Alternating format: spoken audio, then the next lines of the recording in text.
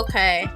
Damn, I didn't want this song to play. Oh well, that's the song that's playing. Apologies if like, oh my god. Can we be honest? I almost start stream with an apology because it's like, I don't know what's scuffed right now, but I just get the feeling something's scuffed. I don't know what it is, but we'll find out, won't we? I see some peoples in the chat. Hello. Thanks everyone for those who are waiting. Wait, what? Marquito mixes Quana Day Evening? What does that even mean? Anyways, hi Bright Green Orc PNG. Hello. Oh, what is this? Actually, tabs open. Oh my god, where's my kick tab? Okay. Honestly, dual streaming can be difficult. I wanna like, last week I accidentally like ignored some people. Apologies again. Is it Liliana? Liliana Winter says, hope stream goes well, got you tab cake. Oh, thank you so much, thank you. But yeah, sorry for being late. So, oh, hi Egg Boy, hi Cream, hi Morgan. Welcome to my stream. Yeah, okay, Mimic, it's my stream. Yeah, whatever. Welcome to my stream. I was like, oh my god, like, what do you mean? Shut up, everyone shut up. You guys have no idea. Okay, I'm gonna be really full disclosure, guys. I'm gonna be very honest with you. Streaming once a week is like my cup of tea and not my cup of tea at the same time. So for those of you who followed me last year, I usually stream twice a week. Now the benefit of streaming just once a week this year was I get to kind of have like more downtime for myself and, you know, in terms of self-care, get my assignments done. Because this semester is jam-packed with assignments that it's actually like really like putting my stress levels on like really high, right? And but the thing is, like, because I only stream once a week now, I feel like I pent up more anxiety opening my stream. Like, I feel like it's been all like 5 minutes ago I was thinking, oh my god, I feel like it's been like a decade, not a week, since I like prepared all my stream stuff, and now it just kind of makes me anxious, and now my anxiety is making me not want to talk, except like, you know, right when I turn on stream, I'm like, oh wait, like, my friends are here, I'm in the mood to talk. So, you know, thank you guys. Thank you for giving me validation by chatting. Just kidding. I swear I have self-esteem with or without you guys. But still, a million times %, you know, thank you guys. Morgan says, I'm still trying to get used to stream to 3 places, to be honest. Kick, I get the struggle. Oh, for real, right? Because you're on Kick and Twitch. Wait, you mentioned 3 places. What's the 3rd place? Like, I know you have your YouTube channel, but did you start streaming multi-streaming platforming? Did I say that right? Hi Sleepy, welcome to chat.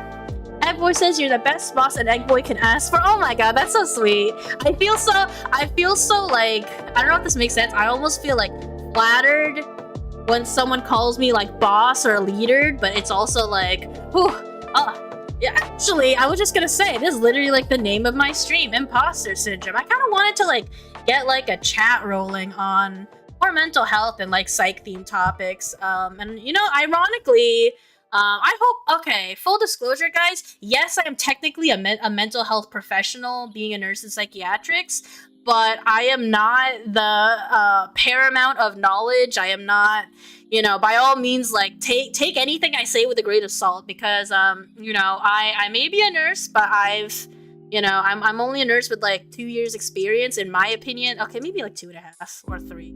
Oh god, okay. I guess it's not an excuse for me to be a baby nurse, but I'll be real with you. I still feel like a baby.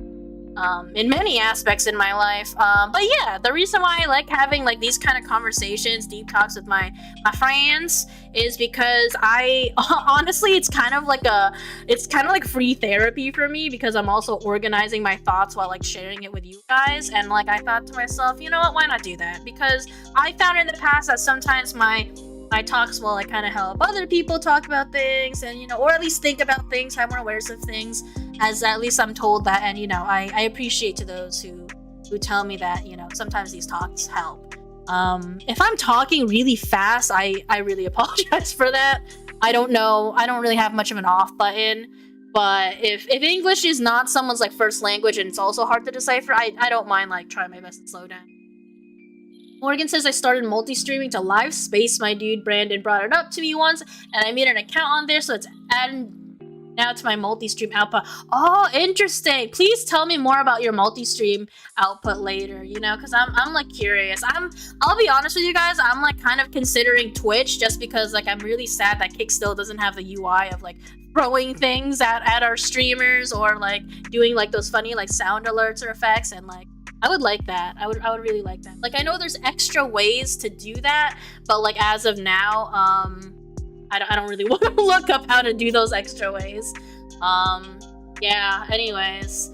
Oh boy. So how is everyone's week? Like I feel like when I was like streaming twice a week, it's like I was more updated, and now I'm streaming once a week. Like you guys gotta like fill me in on like what's going on in your lives. And no, I am not asking you the question of how are you, because I understand that how are you is a very loaded question.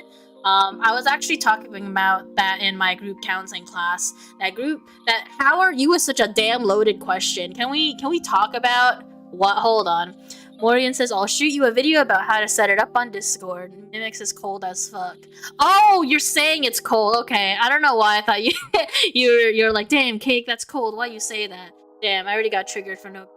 But you're right, Mimic. It do be cold. It is getting so much colder lately, and I'm really sad that we're getting more like wind and like snowstorms like past Christmas, you know?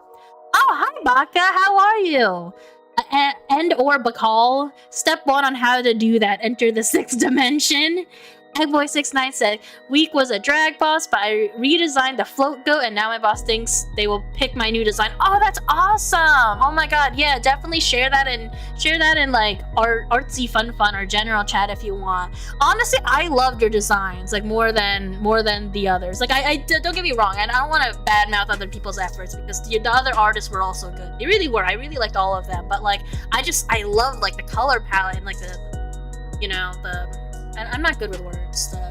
Also, my hands are so interactive right now. Like I'll like lift my hand to like kind of like, you know, move my hair, and I'm like waving violently at everyone. So, you know, hello. Oh, is that Axel? Hello, I've come from democracy, freedom, and liberty. Get out. No, I'm kidding. Hi, Axel. How are you? How's the new gaming laptop? How's that doing? Like, did you set it up yet? That's so interesting. I need to hit you up for when we need to go out. Except I'm also need to be strategic on when to go out because I'm so. You say it's great. You're enjoying it. Oh, nice. Oh, hold on, guys. I know it's beginning of chat already, but stream. But I need water, bro. I need water. Eggboy69 says, boss praise me, Eggboy is scrambled now. Oh my god, that's so cute, actually. I actually made scrambled eggs not long ago. So, you know, just full disclosure, guys, every now and then I will be taking a bite of my beef bowl because I have not eaten all day. And, I came home really late. Okay. Well, my day was, like, not the most productive. So, I woke up really late. And here's what I'm trying to do. So I try to fit in some exercise into my routine, and I find that I suck at it. I find that like sometimes I just won't do it at all. And then somebody told me, hey, try like exercising in like the beginning of the day as opposed to at the end of the day, because a lot of people try to do their, you know, their adulting errands or whatever, and, you know, end the day with exercise. But, you know, sometimes by the end of the day, we're so tired that we just don't do it. And then we kind of just, you know, hey, my friends are online, let me hang out with them, or let me just, you know, something else, you know? And so, yeah, so now I'm trying to, like, exercise in the beginning of the day. And I heard that advice, like, 2 weeks ago, and I didn't take it till, like, now. So I started the day with at least, like, you know, going for, like, a half hour, you know, on the treadmill. And, you know, I actually feel good about that because even though I feel like my day wasn't very productive, I think to myself, damn, I exercised like many hours ago, and it kind of gave me the illusion as if I started my day pretty good, when in fact I did not get as many things accomplished as I wanted to. Axel says, yeah, I feel that. I should try to do that too. Yeah, for sure. And I recommend a quote-unquote portable treadmill. I don't know why it's called portable, because who the heck would bring that around? But essentially those like treadmills, those compact treadmills that don't come with like bars and handles, they're just very like sleek, small, thin, and then they can like easily like slide under your bed. That way, you know, if you're a minimalist or you really want to like, you know, maximize most of your space, and you have like something underneath your bed or desk, you can kind of like drag that treadmill from like underneath. That's what I have in my room, and I love it. The problem is with treadmills like those aren't too high powered, that you can probably do maybe like a good like half hour to 45 minutes like good run on it, but like it should mainly be, I recommend it for like brisk walking or something, because again it doesn't hold like that much power. But I still think it's extremely worth it, because like an actual like chunky ass treadmill is like, you know, pricey as fuck. Axo says, oh, by the way, Mikoko says hi. Oh, hi, Mikoko. Are you guys together right now? Hello, you two. Unless you guys are probably in VC. But anyways, I hope you guys are enjoying Pal World. Do people still talk about Pal World? You know, it's interesting because I remember when everybody kept talking about Lethal Company. And I stopped playing it so that I don't get too burned out from it. But you know, and I'm glad that I did that, because now I kind of miss it. So if I ever like hop on with friends, I think like that again. I don't know why my hands spaz like that. My hands are literally on my lap. That was kind of creepy. Axel says she is in a call with me and is showering. That's so funny that she's like showering, but she's like, hey, tell Cake I said hi. Yeah, you guys went way ham. A little ham. A little tiny ham. Sleepy says Helldivers 2 is the new Pal World. Is it? Oh my god, wait, that's the game you are playing now, right, Axel? It looks so fun, but, you know, okay, democracy, freedom, we get, okay, liberty, yes, we get it. Oh my god, poor Mikoko. I'm kidding. Love what you love and love it shamelessly at the expense of your friendships and relationships. I'm kidding. It does look fun. You are so right, Axel. That is definitely a game that I would play. So the fact that I sadly cannot, I am quite sad. Axel says I have an obsession. Mikoko is annoyed with me because of it. Oh yeah, I can imagine. Poor girl. Sleepy said we could always use more recruits. Oh, nice. Hand wave ASMR. You don't even hear it. Can you imagine like every time I like wave my hand like rapidly, it's like oh my god, that'll be weird. I don't know why I said that. Anyways, so, oh my god, I am rambling so much. Every morning she gets my democracy speech. Oh my god. Every morning, Mikoko is like this close to just eating herself. Is what I heard. That's what I read. But anyways, yeah, no, I'll be real with you. I'm struggling like awfully financially. I know that's like usually like a personal topic about people, but you guys know me already. I overshare things about my life, or I don't want to call it overshare, because it's not like I'm like doxing like all of my sins, you know, or anything, or all of my mistakes. But what I mean, I'm like struggling financially. It's just like honestly, it means everything. It really means everything. Like I'm like trying to pace like my groceries much more strategically, and you know, I'm having a hard time raising like taking care of my pets, to be honest. Time to play the lottery and win money. Yeah, I don't have that luck. So here's my story. So I only have pet insurance for my dog Cinnabon, you know, because he's my baby and he gets sick a lot. And recently we found out, so he kind of had like a sore on his stomach, and the doctor said it is a hot spot. And so we already learned that like Cinnabon, he like itches and licks his joints a lot. And we found out it's because he has extreme allergies. And I'm like, oh my god, like I you know, I don't stop to think about like animals having like allergies. And apparently the doctor says that this is really rare, but like, yeah, dogs can also be allergic to their owners. They can be allergic to humans the way like, you know, humans can be allergic to dogs. I'm like, okay, yeah, that makes sense. You know, I mean, she doesn't think that's like what it is. So I noticed that Cinnabon's been itching himself more when he specifically like walks around a certain pathway outside of my yard. And so that's what I realized. Yeah, I definitely think it's like seasonal allergies. And And you know, even though like it's been cold lately, there are some weird days where it's like a warm winter, and so like some plants don't know whether they should be sprouting or not. So there's, you know, pollen and shit regrowing outside. And so yeah, so the thing about Cinnabon is that we have to pay monthly for his allergy shots, which is maybe a good 50 to 55 bucks.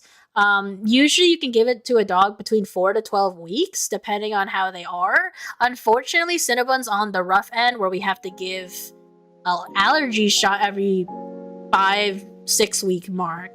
So that's definitely that was really heartbreaking news last month. I know allergies it's not like the biggest condition in the world, but it's heartbreaking in the sense that, like, you know, I like to think that I budget pretty well when it comes to like taking care of me and my pets, but like this is definitely, like, you know, adds a little bit of a curveball, especially since I'm kind of like strapped for cash as is.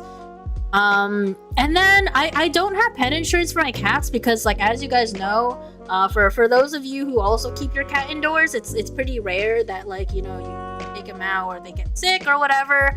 But Mimic says Cinnabon is a premium dog at this point. Aw. Morgan says, Cake, I made you a reference sheet. Am I set up to you for whatever you set it up? Oh wow, that's so sweet. Thank you so much, Morgan. I'll definitely check that out. But yeah, what happened was my cat Cheesecake, I don't know what happened, because like I guess when he was like running around too much on the zoomies, he might have like hurt his leg when, oh my god, Eggboy gifted subscription to Liliana Winter. That is so sweet. Thank you so much, Eggboy. That was so sweet. Oh, nice. Oh, I hope Liliana comes back so she can see her new gifted subscription. That's really sweet. Thank you so much, Eggboy. That honestly contributes to a lot. Morgan says, oh wait, oops, my kick chat is so far below. What is wrong? What is wrong with my kick chat is gone? Oh, here it is. Okay, sorry guys. I have my kick chat, a YouTube chat, and then I have a restream chat open for like in case I miss stuff. And sometimes my restream won't always catch everything. Hi again, Cream. What you up to? But anyways, gotta take care of boss's fluffers. Oh my god, that's so sweet. Yes. Oh my god, I didn't even stop to think. Yes. Oh my god. My babies! My precious babies! Yeah, so here's the funny thing. With Cheesecake, I thought he dislocated his shoulder, so I went to the vet. Turns out he just, like, has a little, like, sprain or, like, twisted his arm a bit, but it's, like, not bad enough that, like, I needed to go to the doctor. So it's, like, I just dropped, like, $150 on, like, a vet visit that I didn't need. Of course, like, when you think about it, we're kind of paying $150 to, like, alleviate our anxiety. It, right? Because like animals can't tell us if, you know, if something's like a big emergency. And so thank god, I'm very happy that Cheesecake is like, you know, not as in pain or injured as I thought he was, but at the same time I'm like, dang it. Like, dang, my credit card. But you know, it is what it is. I don't like, a part of me regrets it and a part of me doesn't, because like the part that like doesn't regret it is like, okay, well, alternate universe Cake would have been like, oh my god, I'm not sure if my baby's actually fine. What if, like, you know, a blood clot happened, you know? I don't know. Anyway, Cream says, hi, just drawing right now. Oh, you must be drawing those orc doodles. Heh, I'm kidding.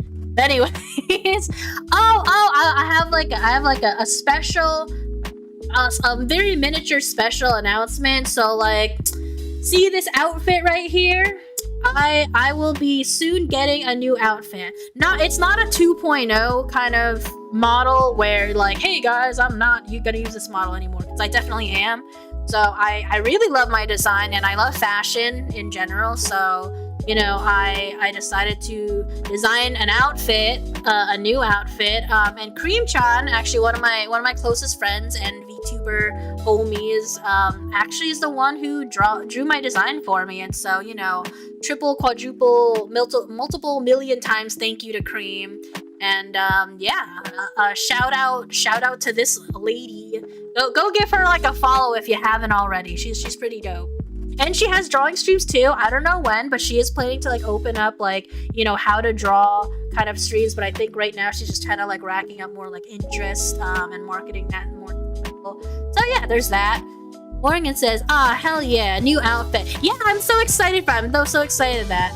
Oh, thank you so much, Morgan. Oh, nice. You gifted subscription to Egg Boy. That's so cool. You guys are so generous. Like, honestly, thank you guys for also like being friends with each other. You know, like I know I don't have the most like active server in the world or like chat for that matter, but like the little interactions that you guys have with each other actually does like mean to me. You know, and I find that a lot of us do have like a lot in common. But anyways, man, okay, here's the thing. I'm really considering streaming a second time, maybe on Tuesdays. I know Tuesday's a really weird day to stream, but it's like I'm trying not to stream at the same days that you know, my other friends do, Creep, work, Sarah, etc, etc.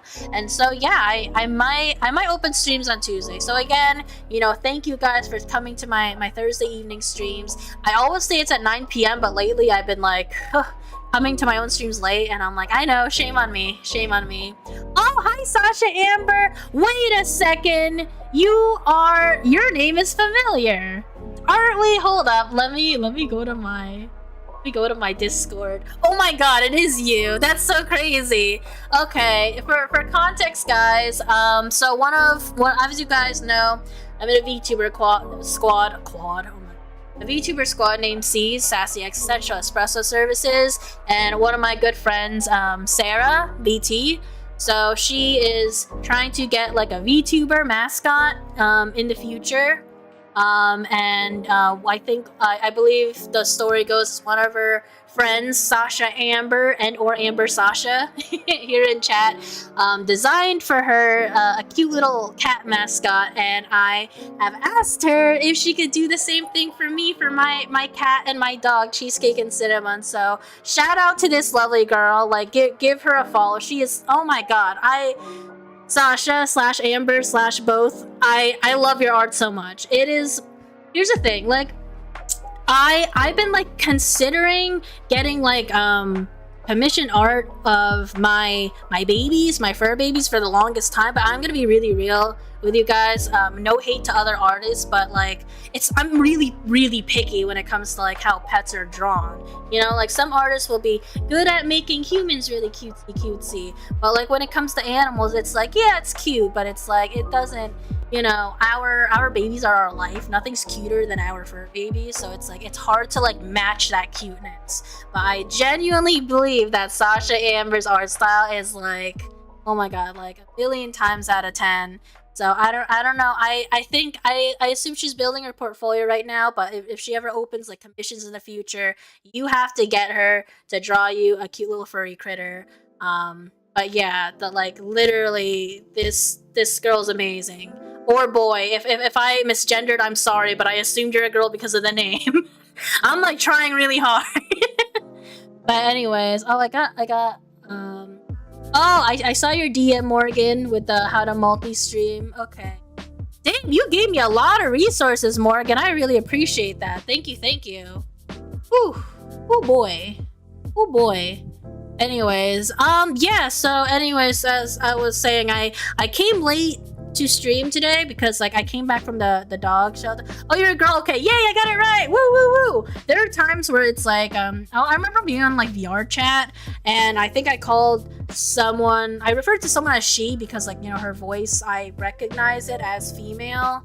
And you know, they got really annoyed at me and said, actually it's he. And I'm like, oh, okay, like he, my bad. Like I met you for the first time, so I wouldn't know. So that's okay, you know. It's like, well, dang, you know, you didn't have to come at me, but at the same time, you know, I'm thankful that someone corrected me. You know, I wouldn't want to keep making that mistake, right? Morgan says, yeah, C-Pause is the man for this stuff. Oh, nice. Axel says $100,000 commission at what? I identify as a dumbass. Okay. Egg Boy strictly draws goats who float. Sasha Amber says, yes, I'm just building my portfolio, and feel free to just call me by Sasha or just Amber. Any is fine. Oh, okay, any is fine. So you don't have like a favorite. Honestly, both names are really pretty. You know, I don't want to, I can't dox myself, unfortunately, because of VTuber, but I will, interestingly enough, so as a Filipino girl, I have 2 first names. It's not a first name and a middle name, so people kind of just like neglect that second name, but it is an actual second name.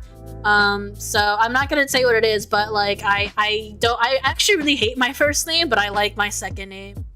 Sadly, the second name is not at the forefront. Axel says, "Don't worry, I'll dox you. I can dox you back." Her name is Jennifer Lopez. Okay. No, and I look very, very, very different from the Jennifer Lopez Google result, unfortunately. Chill fan. I cannot chill. I'm kidding. No, it's fine, it's fine. But anyways, whoo boy. Anyways, I kind of wanted to talk about life. I wanted to talk about imposter syndrome. So when I was in college, no, not college. Okay, fine, yeah, in college. Okay, fine. Which part should I talk about? It's a lot. No, trust me, she J-Lo. Now can I get Super Bowl tickets? Okay, then. Yeah, so the reason why I wanted to talk about imposter syndrome is that I've been seeing that title kind of float around a lot more lately, you know, even when it comes to like, you know, self-help videos, TikToks, or just people just like talking about it conversationally.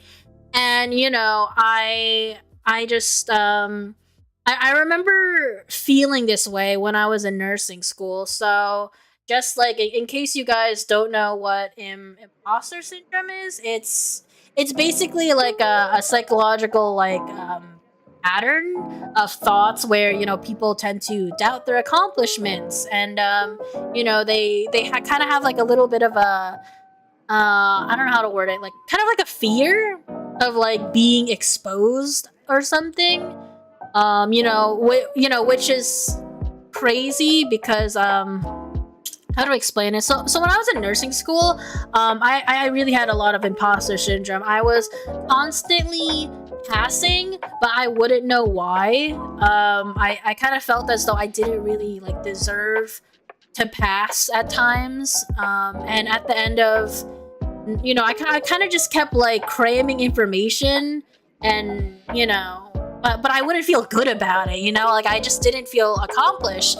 And you know, a lot of my family would try to be like, yo, that's crazy, because like, you know, nursing as like a bachelor's degree is said to be like one of the most difficult bachelor's programs to go through. And I know that's subjective, but you know, I think the reason for that is because of the amount of like exams and like, you know, practicums and lab and all that crap that they put you through, you know.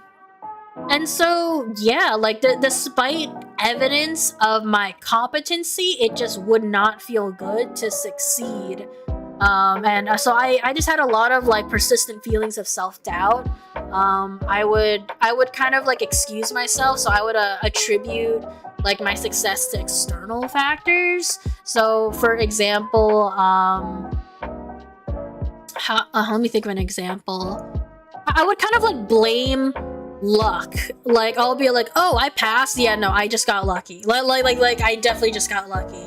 Or like, oh, like I got this reward. Like, yeah, I think I'm just a token Asian who just got that award because they had to give it to some person of color.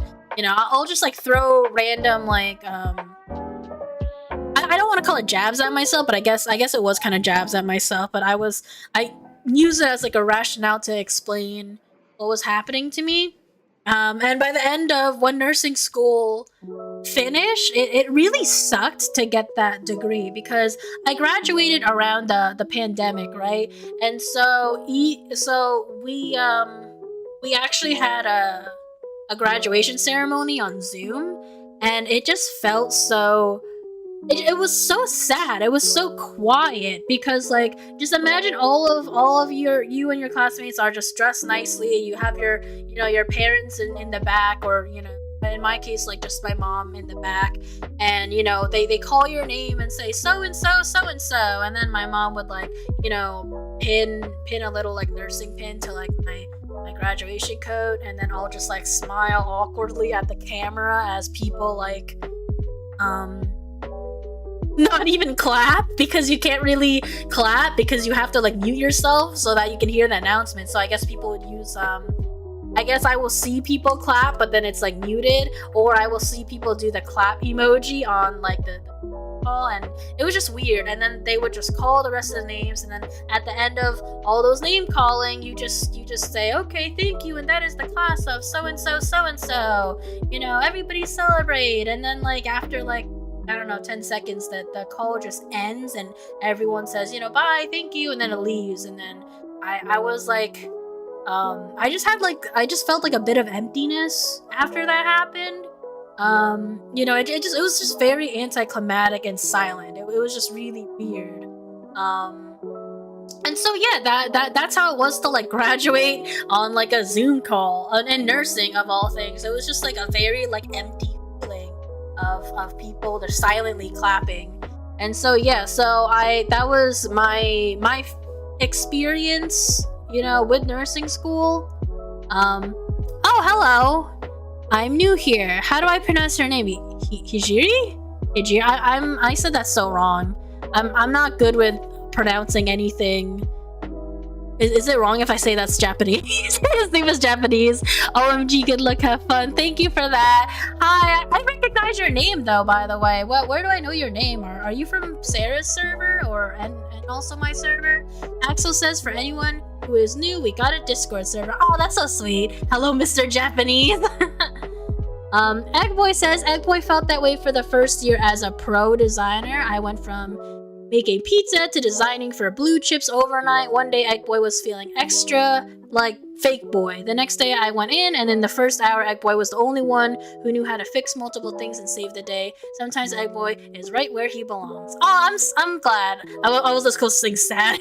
I'm glad that you kind of have like a really nice Axel says, don't be afraid to join. We won't bite. If anything, I get bullied. I'm traumatized. On second thought, don't join, but we got cookies. Oh my god. Alright, leave my chat. Hold on. Where's my leave? Oh shit. Hold on. I can't. God damn it. Yeah, leave. That's my glitchy. As you can see, my little emote's kind of glitchy because like when I do that, my tattoo like disappears. And so hopefully with the new outfit update, I like fix that. Okay, let me move around my chat. Oh, thank you so much. Oop. Okay, so hold up. All my I have to look at. Yeah, I really need to like update my setup for like the multi-streaming platform, because even though I finally have like 3 monitors, I still get like confused on like, wait a minute, where did I put that one chat tab?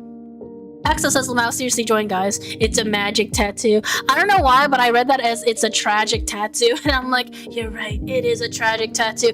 Oh, hi, Fair, how are you? This is like really random, but like when I was in undergraduate school, I took a philosophy class for fun, and it was called Philosophy of Love and Sex.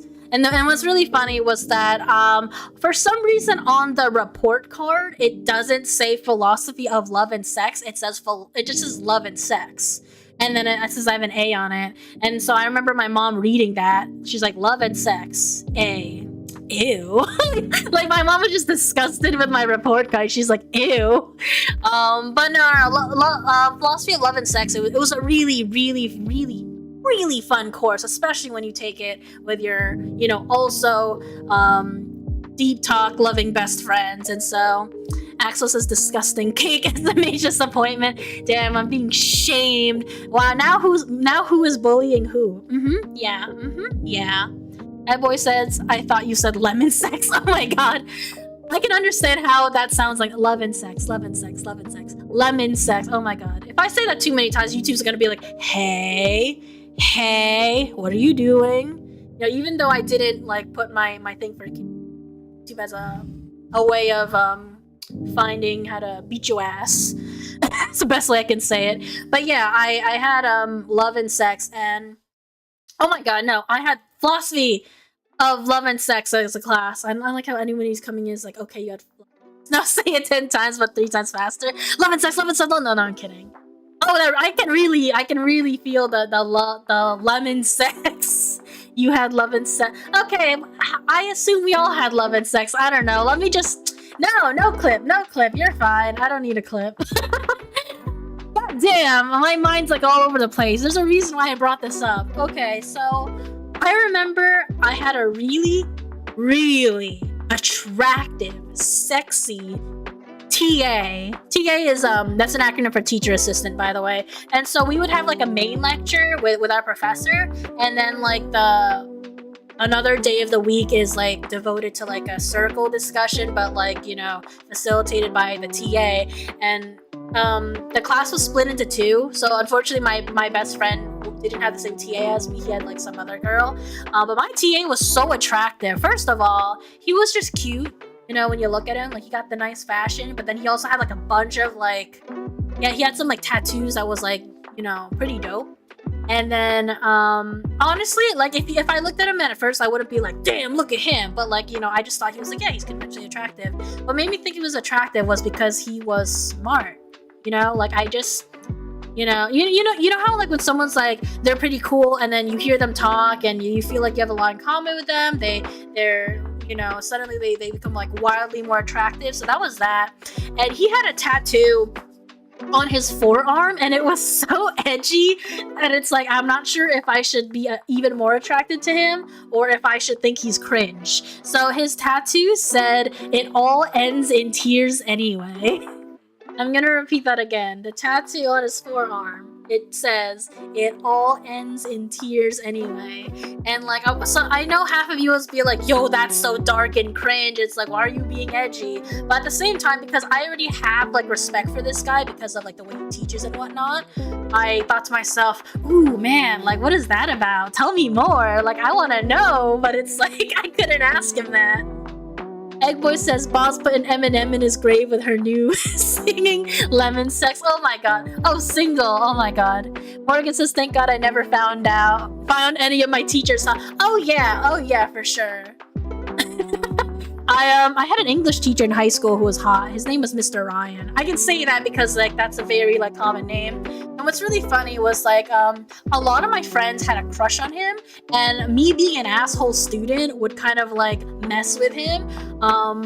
In like I'll be like, hey Mr. Ryan, I know some of my friends who have a crush on you, and then he'll be like, la la la la la, no, I don't want to hear it, and I'm like, you know, of course I'm in high school and I'm a troll and so I'm an asshole, and I'm like, don't worry, like, you know, looking back, I'm like, why would I do that? Like, if I was a teacher, I also don't want to know who has a crush on me, because when I'm grading them, I'm gonna be looking at them all.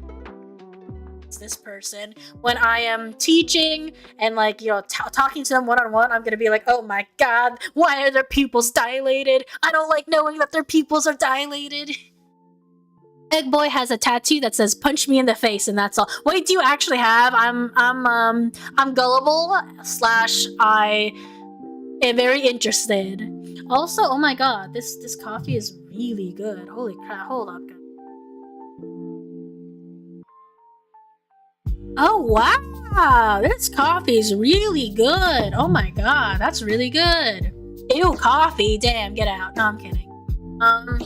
You know, I've been enjoying coffee as black lately. It's not so bad. I did get like a lavender lemon infused whipped cream from Target, and I like it. I really like it. All right, I actually hold up. I missed a bit on chat. Anyways, Morgan says, okay, aside maybe one, but she was an intern who was my social worker for my junior year of high school, who did help me through a lot of dark shit. Oh, interesting. That's interesting, because not only is she like helping you out in like a time of need, but you're also like attracted to her. That's interesting. I can't imagine that. Eggboy tattoo is real. Can send pic on Discord. Oh my god, yes, I would love to see that. I would love that. Axel says adult stuff couldn't be me. Okay, let me put this chat to the side. But anyways, yeah, what were we talking about? Man, those were some good times, man. The philosophy of love, that was so good. Such good times. But you know what? I cannot visit the past. I have to be stressed right now in the present day. But anyways, yeah. So here's the thing. When I was talking about like imposter syndrome, I think it's, yeah, I don't know if you guys know this, but like for those of you who like, you know, have gone to therapy or like know about therapy, you already know that like CBT, cognitive behavioral therapy, yes, it's CBT. It does not stand for cock and ball torture, by the way. If you think it stands for cock and ball torture, you might need to get out of my chat and do some Googling. Not on the cock and ball torture, I meant like an actual cognitive behavioral therapy technique. So anyways, CBT is, how do I explain? So, CBT, it's kind of like basically the CBT approach is like, you know, you identify like negative thoughts and perceptions of like a client, and then you, after you identify those thoughts, you challenge them, you try to replace those negative thoughts with like, you know, positive ones, you come up with like, you know, coping strategies, you know, ways to, you know, behavioral changes and all that. Egg Boy says, if you think it's that, you might need therapy. Oh my god. And then they'll be like, oh boy, and it's like, no, not that kind of therapy. Yo. Morgan says, yeah, she was young, but I was also going through my first breakup that made me severely depressed, and I didn't care about crushes or girls for almost a whole year after that, and only really talked to therapists and my folks mostly. I guess this is more lore. Ooh, Morgan lore. I am quite intrigued. Thanks for sharing that. Axel says, keeps replacing my thoughts with more negative depressive thoughts. Oh my god. Yes, this is normal. You poor baby. But you know what, Axel? Things are looking great for you. Like, my dude, like, shout out to this guy for, like, starting a new job soon and getting a gaming laptop, you know? Like, I think that's awesome. Let me see.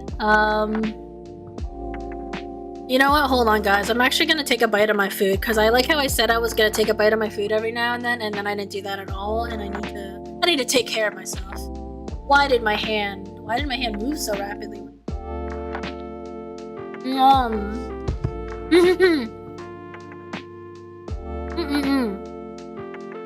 Oh my god, I'm a fucking cook! Oops, sorry language. I'm a cook! I don't mean to suck my own dick, but oh my god, I am a cook. God damn. Love of my life. My beef and rice bowl. With little veggies and scrambled eggs. Mimic says, where's my gaming laptop? Homie, your computer's good enough. Axel says, yeah, next time we go out, assuming I save enough, I'll treat you guys. Or sweet stuff. Oh, that's so sweet. You don't have to treat. If anything, we should be treating you for the new job. I did have a gift for you, but like, again, it do be sitting on a shelf, and I don't want to hear bullshit. I'm like, oh my god, don't gift me. I already got it, okay? So be quiet. Anyways, congrats. Iron Chef Boss. Yush. Oh my god, I miss what? Do you guys watch cooking shows, by the way? I remember when I was watching, I used to really love Chopped. So Chopped on like the Cooking Network, so it's like you got like 3 or 4 like chefs, and then they gotta like, you know, really like make a good meal with a certain amount of ingredients as fast as possible. And I remember I would watch that and I'd be like, what are you doing? Just a minute left, it's just a minute left. Like, you know, it's like I'll get so like emotionally enraged watching that show, but I like love it. It's like my literal food. Not the food on the show, but like, it was like my literal food to watch that.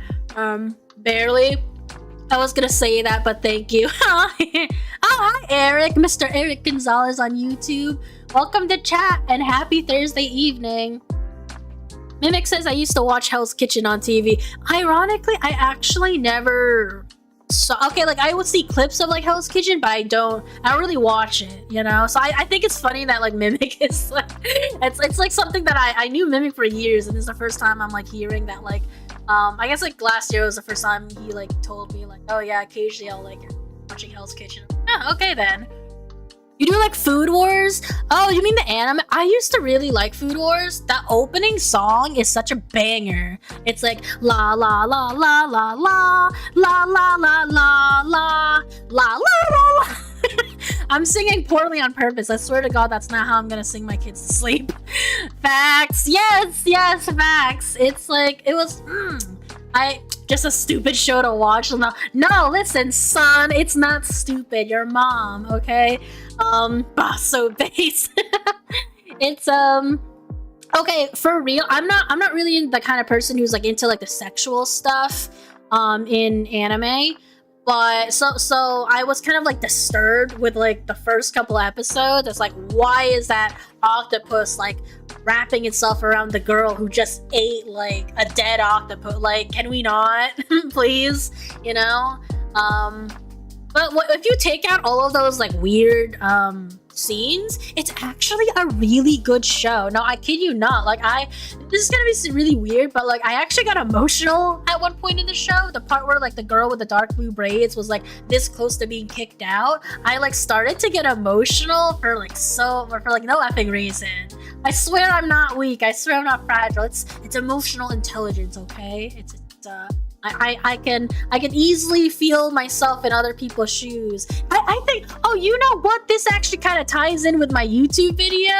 I really feel like I might have like some memory lapses with the show, but it kind of does feel like the girl with the dark blue hair had like imposter syndrome, because she really proved herself to be competent to make it into such a really good school for like chefs. However, like, she just had so many doubts. She felt like she didn't belong there. She kind of felt like she needed to accept the fact that she would be kicked out, you know? There was like, oh, I think that's why she was such a vibe for me. Like, no, mostly people don't really like the typical like anime character who's like, you know, when they're shy. Okay, yeah, people like it when anime characters are shy, but when they're shy in a way that it's like one note, they start to like find them as boring. But me, like, once that happened, like deep in the plot, I was like, oh, my baby girl, my baby cinnamon apple, I know how it feels. Axel says, cause plot, let the plot be. That was weird as fuck. Food Wars is just anime's Hell's Kitchen. Sure. Oh, another okay, I'm gonna have to change the title of this YouTube video, because like, I really wanted to talk about imposter syndrome, and then I realized maybe I should actually start talking about more positive stuff. But you know what? It ties in almost. Egg says that's actually a great comparison, boss. I hadn't considered that. Oh, thank you. Yay, validation. Woo woo woo. Plot thickens. Be cooking. You know, I think Gen Z has so much like funny, such weird, quirky like phrases, but "let 'em cook" is probably one of my favorite ones that Gen Z created, because I use that with my dog a lot. So if like Cinnamon is just like, you know how like some dogs kind of like try to claim a new object by like sniffing it a bunch, like scratching it, and then the point where they're like punching it and beating it up sometimes. It works with the title. Yeah, it's oh, it does? You think so? Okay, I hope so, because like I'm gonna be real with you. I prepared points that I wanted to rant about, and then I didn't even do that. Like, I'm honestly just having like a fun time, like, you know, catching up with some of you guys. So I'm, you know, again, I'm just like really grateful you guys are like talking to me in the first place, because OMG. Axel says, let me cook, I'll be smart someday. You're smart, Axel. You don't have to worry. Oh my god, Cake is complimenting me for once. I do. I'm so nice. Eggboy says, let me cook, I'll be boiled. Oh, is boiled egg your favorite kind of egg? Like, is there a backstory behind why you call yourself Eggboy69? Axel says, wow, I was actually typing that. Yeah, I know. I know my friends really well. I know what they're gonna say. Cake, when you cooking? If you meant actual cooking, I cooked recently, and it was really damn good. I'm gonna assume we're talking about legitimate cooking. my beef bowl do be Gucci as fuck. Mimic says the stream is Cake waving simulator. I know! Oh my god. You know what? Hold on, guys. Let me just like, if I like move my webcam a little bit higher, maybe it'll detect less of my intense waving. Okay, yeah, I think it worked. Like here, it's like I'm waving, but only because like I'm meant to be waving. Now let me put my hand on my cheek. What do you think? Okay, yay! I think I fixed it. Oh damn, wait, maybe I didn't fix it. Okay, whatever. Cake cooking take 2. Access says I got a compliment. It's like the rare thing. It is not the rare thing. It's I can go in our DMs and our Discord server and like use the search bar for all of my compliments, and there'll be like so many, but I won't do it. Spoke too soon. Too bad. But anyways, what was I gonna say? Anybody watch Cake Wars, by the way? That's not a show that's like it's not going anymore, and then it eventually became Cupcake Wars. But I hated the progression of that show. So as a joke, just a little fun fact, I'm not one of the typical people who like grew up with Minecraft. It was actually Marquito Mimic on YouTube. Go follow him because he's a special boy. He's also on Kick underneath the same name, I think. Or maybe it's M_Mimic. I have to double check that. Anyways, Marquito Mimic. So he's the one who actually introduced me to Minecraft for the first time a couple of years ago. And it's funny because, like, you know, I know that Minecraft is I knew you were gonna say that. Mimic says the Minecraft episode annoyed me. So yeah, on Cake Wars, there is a Minecraft episode. So basically every episode there's a theme that people have to do. And the Minecraft episode, Mimic hated with a burning passion. Because at one point, as big decorations, one of the winning teams put like, I think like, I don't know if they're winning teams, but I know they made it to like another round. But like they had like, what do you call those? Windmills? They have like giant windmills. And then the judges and all the people were like, oh my god, that is so Minecraft. My son plays it all the time. Like that is so Minecraft. That cake is giving Minecraft vibes.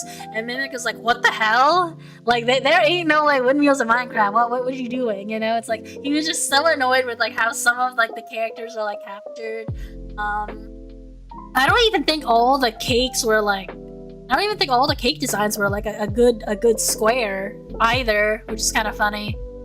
Eggboy says, Eggboy is from Has-Been Hotel. I got separated from first boss when he got taken back to heaven. Eggboy stumbled on new boss thanks to Katamari. Huh? Separated from...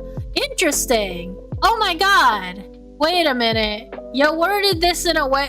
Is this the part where I say I'm so sorry for your loss? Because if something happened to a friend that... Oh wait, got taken back to heaven. What is taken back? I can't tell if you lost a friend and I have to say condolences, or it's I'm sorry, not have to say. It's not like a requirement or obligation. I would genuinely feel bad if you lost a friend, or if like part of your lore is okay. I'm gonna stop talking because I just got confused in my own thoughts. Boss watch Has-Been Hotel. Okay, I knew it. I don't know. Should I? I know a lot of people really like it. I think Cream said she liked it. I think she said she really liked it. But I'll be honest. I have a lot of respect for how Has-Been Hotel was created and how, you know, it finally got like recognition. But I don't know. It's not my #1 go-to art style right now. Again, I respect the art style. I understand why people like it, but as of now, it's not something that draws me yet. But more of my friends saying that they like it. So, you know, we'll see. Eric says condolences. that is really sweet, but I think I was wrong. I did not cook. I think I was wrong. I gotta watch the show. I think something about maybe there's like elements of like Dante's Inferno. So that's why I read the part where you said got taken back to. For a second, I thought your lore is that like you used to follow this one streamer a lot and then they died and then found me after he died and after my Katamari stream, and I'm like, oh my god, did somebody die? I'm so sorry. Okay, but anyways, enough of that. Ooh, oh boy. Anyways, I think that's my favorite nerd. Nerd now? Word now. Anyways, Eggboy says, search Eggboy Has-Been Hotel on YouTube. First result will explain all you need to know. Okay, so I'm not gonna watch it right now, but I am gonna like look it up so I can.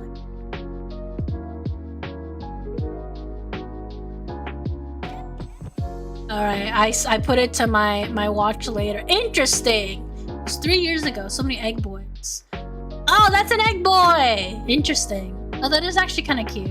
Okay. Well, I like how that's drawn. That's cute. Okay. I'm gonna get off of it.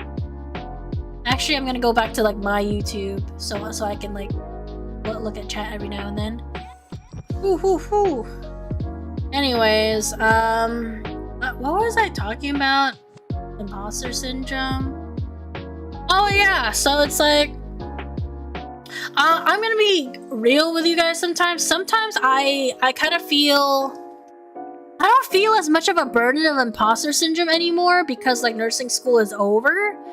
But the aftermath kind of like shook me a little bit because there are times where I will feel it as just like a, you know, individual. I have no ties to a certain role on why, you know, like I am a master's student in mental health counseling right now, but I personally think like, you know, that's like the right fit for me. I genuinely like schmoovin' in that program and I really love it, and it's like the first time I'm meeting people who are like-minded and also want to, you know, learn how to be more like, you know, competent, culturally competent, and you know, all things like, you know, therapeutic, right? So yeah, like I don't know, I just think it's interesting that I was like doing more research on it, and I found that like even though it's not an actual diagnosis, a lot of people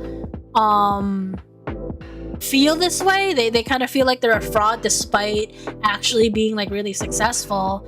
And you know, I honestly think it's just something that people should talk about more often, because you know how it's like a lot of people, I feel like in our culture we kind of shame people into appearing humble. And I know I kind of worded that wrong, but obviously being humble is good, you know? You don't want to brag too much, but I feel like people are kind of like, I honestly think some people have like a right to like brag about like the things that they have, you know what I mean? Because it's like, obviously don't do it in a really god-awful way, you know? Like for example, I think if you got the job, I think you have a right to be like, yay, I got the job, you know? I think it makes sense, but like I think it really counts as like a bad bragging if like you go to someone who's like struggling to get a job, you know, and you're like, hey, I got the job, we're gonna celebrate. Oh, you'll be fine too. It's like in that case, like have a little bit more self-awareness and try not to like rub it in somebody's face. But overall, you still have a right to be like happy about like what you got, right? That's really true, to be honest. Yeah, I appreciate that. And you know, obviously as an able-bodied person, you know, something that we don't think about often is like, you know, recognizing, you know, what our privileges are. And I'm not just talking about race, you know, whether it's like, you know, religion, sexuality, gender roles, you know, other kind of stuff, you know, we don't think about often. And so obviously I'm not, what was I gonna say? Another form of like actual awful bragging is like as an able-bodied person walking to a bunch of people in wheelchairs and being like, ha ha ha, can you do this? Like in that case, that bragging makes no effing sense, and you need to like punch yourself in the face. Like that one doesn't make sense. It's like, why would you do that, right? But when it comes to like talking about like something that you worked hard for and achieved, like that makes sense. I would say that makes sense, you know, or something that you didn't achieve, such as, you know, maybe you were born with really nice hair. Like it is totally fine to compliment your own hair and like foster that self-love for like, you know, how you look. Not just like foster that self-love, but like it's okay to like talk about it, you know. It's okay to like be like, yeah, I love my natural curls, you know, etc. And so, you know, I just like, I don't know if like other people know stuff, but I just think it's like weird when people are kind of pressured to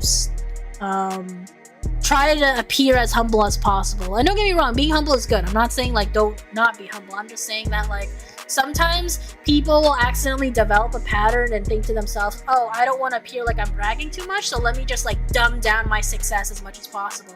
You kind of like go into this cycle of like discounting or dismissing, you know, what they actually did to like reach said success, or like, you know, and I think that's like, I think that sucks, you know. I really think like we should start like normalizing and having more self-awareness of like not the destination, but like the journey of like how we got there, and you know, whatever steps we take.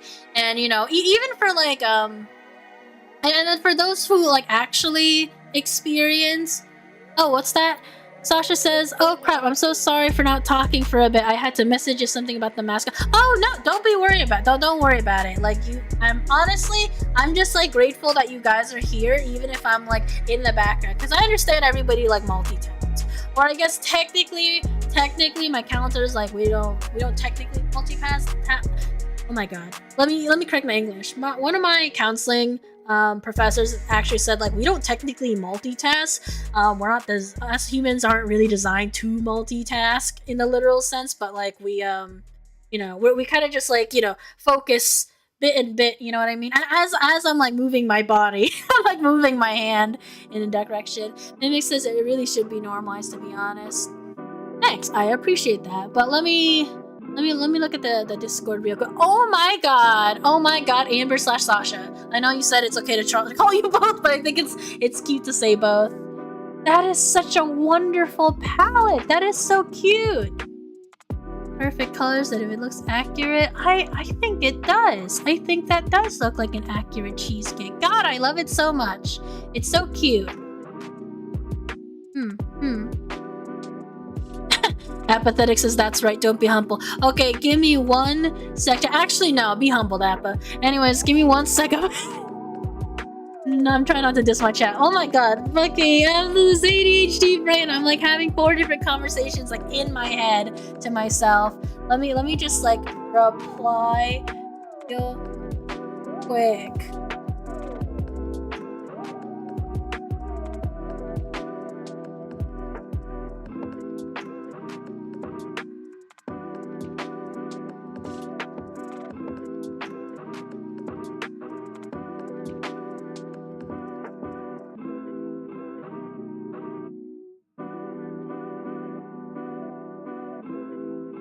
Okay, sorry guys, I was just typing real quick because I didn't wanna make like a DM like wait for so long.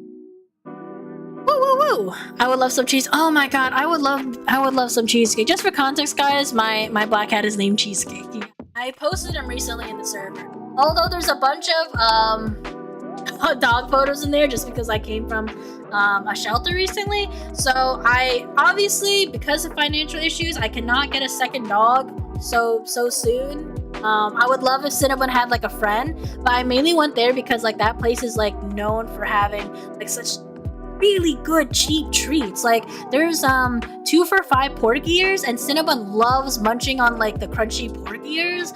I don't know when I held the pork ear for the first time, I thought it was like, ew, this is so gross. But it's like my baby loves it so much, and so I had to buy it for the baby. And then they also have like really good like dessert snacks for like dogs. Oh my god, it's so damn cute. Like it's not like anything that you like find like regularly in stores, but like they'll have like a cute little like cupcake with like a peanut butter bottom. You know how like cheesecakes, it's like, you know, cake on top and then at the bottom it's like a really delicious like, you know, breaded texture. That's kind of like what they had for dogs, except like the breaded texture was like, you know, peanut butter, and y'all know how dogs like butter. And then they put little like sprinkles on top that are like dogs. And God, I've been so emotional lately about dogs, you know? Ever since I joined that Facebook group. Yes, I know I'm old, shut up. Ever since I like joined that Facebook group where it's like, you know, rehoming dogs and dogs, you know, obviously I don't like the idea of people rehoming their dogs, but like, hey, it happens. Like, let's try to get this dog a home as like soon as possible, right?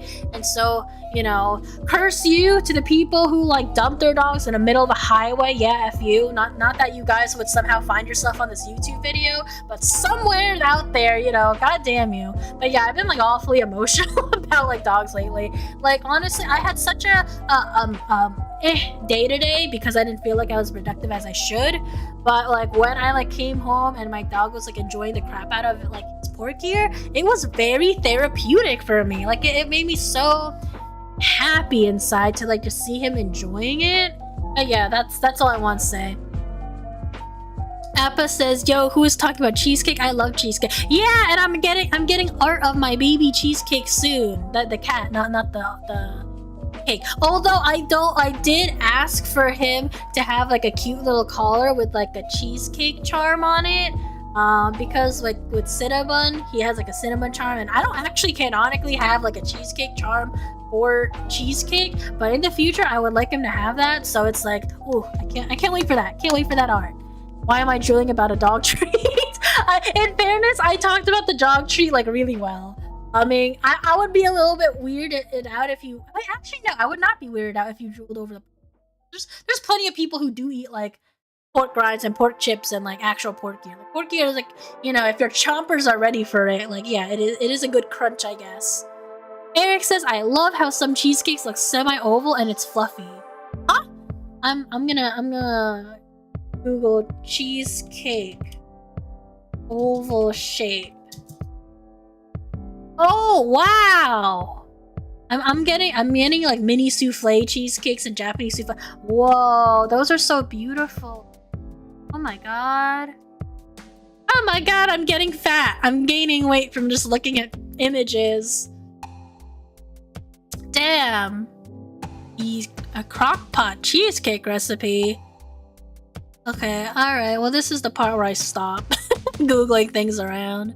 Ooh, that looks so good. God damn it. Oh, can you imagine like you know, it'd be really nice, like one of those like lavender cream cheesecakes. Oh boy, yo guys, look up lavender cheesecake. Ooh, lavender. You know, I heard that like psychologically when desserts are pink or like light pink, people are more likely to like crave it more, because I guess like pink just, you know, represents that like really sweet sugary color, I guess. You know, even if strawberry isn't like the #1 like favorite flavor that people like, ironically like that is what I read that one time. It like makes people more inclined to like buy the treat if it's like pink. And I actually feel the same way when I look at lavender. So I'm looking at lavender cheesecake and it's like, wow, that's pretty. 8 to 10 servings. Oh, for me. Abba says, what is the best cheesecake you ever had? That is really, really, really hard to say.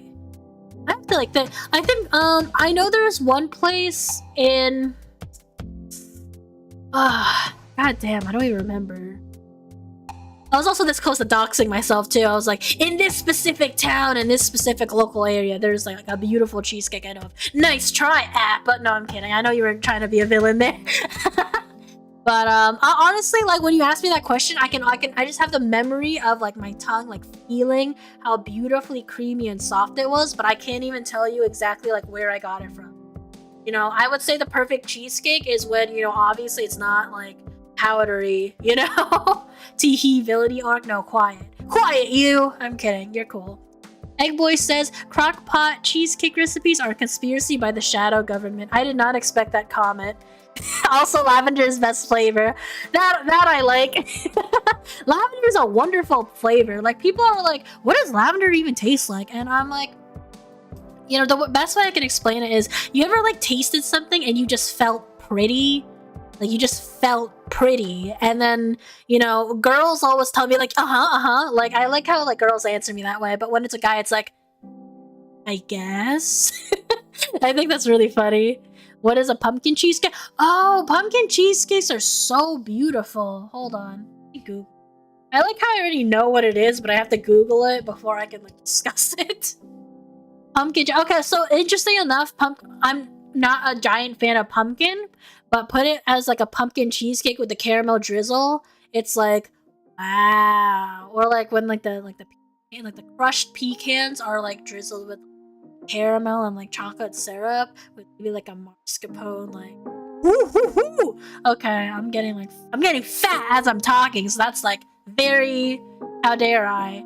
But yeah, like one of our favorite like go-to cafes that I go to with my friends has something called like a pumpkin cheesecake. It's one of those like cool cafes where everything's like seasonal. Like they change up the menu so often. So sadly we can't order a pumpkin cheesecake anymore.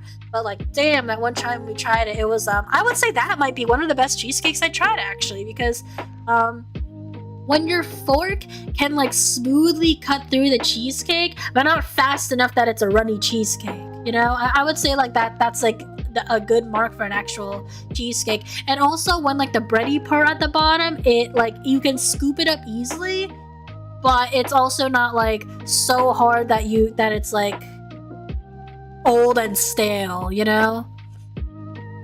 Eric says I had pumpkin flavored cheesecakes and it was good. Oh, nice. I want to make a cheesecake one day. I know one of my friends made one, but like she made it with jelly. I don't mean to be racist against jelly and jam, but I'm not racist against. I'm not really big on the idea of like jelly or jam on a cheesecake. Like I know it belongs and you know, crucify me if that's your thing, but not mine. But I like plain cheesecake. I like the typical plain cheesecake. You know, I heard that there's something called like New York cheesecake, and I don't understand why it's called New York cheesecake. Because like I've been to the city before to eat cheesecake, and it's, I don't know, they all for the most part like taste the same, or it tastes a certain way because it was like, you know, local to them. I don't know. But yeah, there's I think yeah, cheesecake and cinnamon rolls. Ooh. Oh my god, I'm just such how fat do you have to be to name all your animals after like desserts?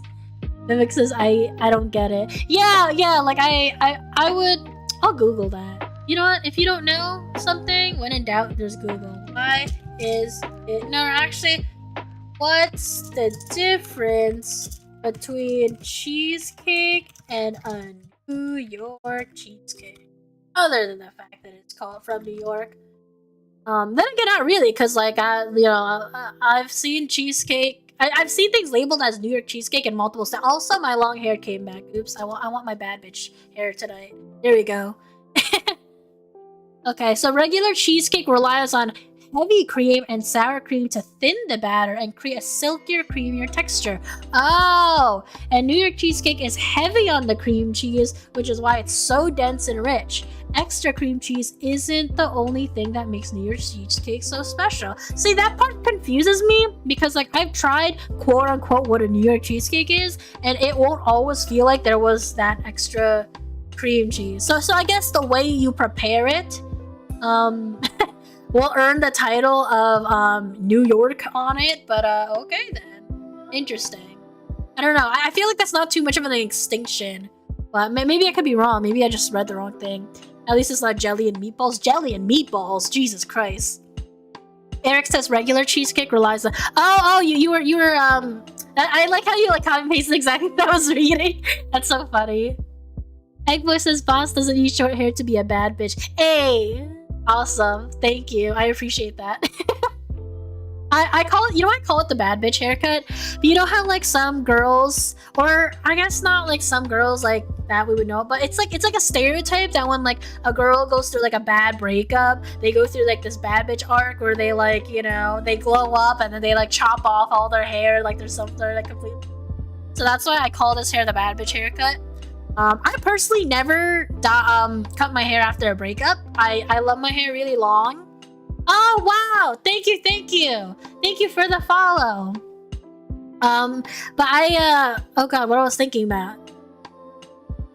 You see my eyes move from left to right, that I like completely like lost connection of what I was saying.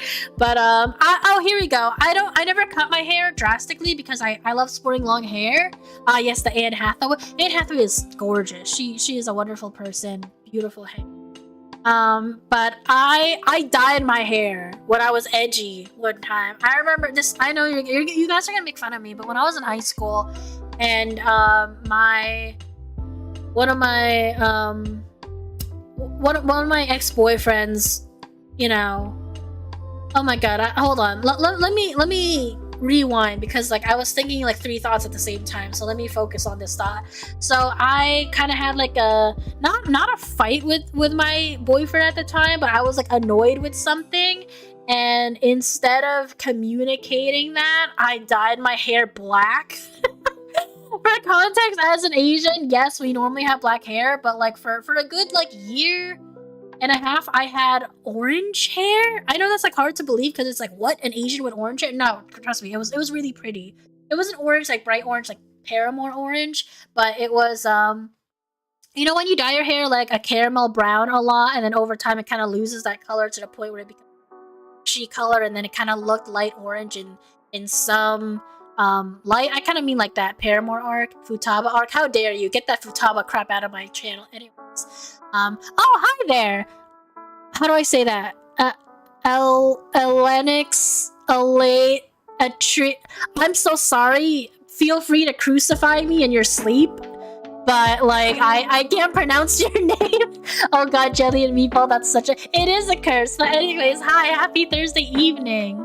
Liliana Winter says thank you so much for the gifted sub. Oh yeah. I think that was Eggboy who gifted you a gifted sub.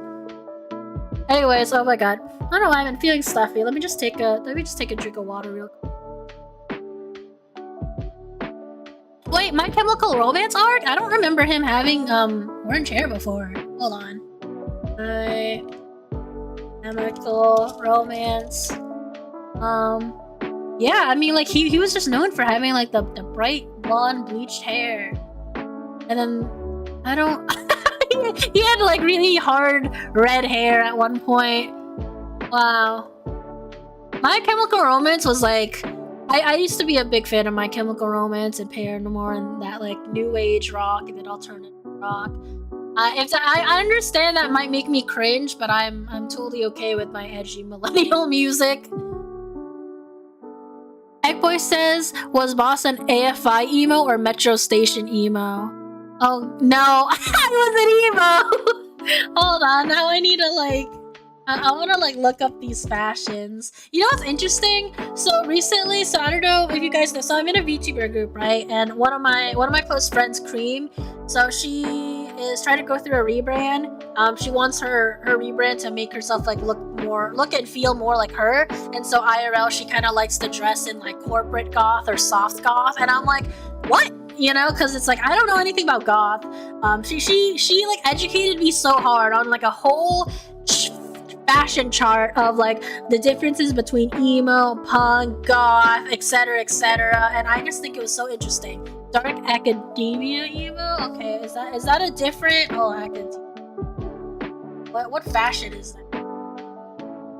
Oh, that's actually kind of nice. That's actually kind of nice. The way Cream described it. Hold on, let me look it up. Corporate. Sorry. I typed corporate emo. Corporate goth clothing is, yeah, it's something like that. It's honestly, if you ask me, some of it just literally looks like you're in black clothes and that's it. And I guess your makeup is just a little bit darker. But then, you know, you could also, you know, some of them it just looks like very normal edgy fashion. It's kind of hard to like pinpoint what's corporate goth if I have to be honest, because it's like, well, if that's corporate goth, I guess I'm corporate goth because I wear some clothes like that every now and then. And then she also describes something called soft goth. Let me use the power of Google to use soft goth. But soft goth is really pretty. I actually think it's really pretty. Personally, I would not wear a plaid skirt. I did that in high school. I don't think I want to revisit high school cake, to be honest. Not that she was okay, she was cringe, but like honestly, high school cake's fashion was bomb as fuck. But like, you know, mid 20-year-old cake is honestly fine just wearing a leather jacket over all of her sweats because I'm lazy now.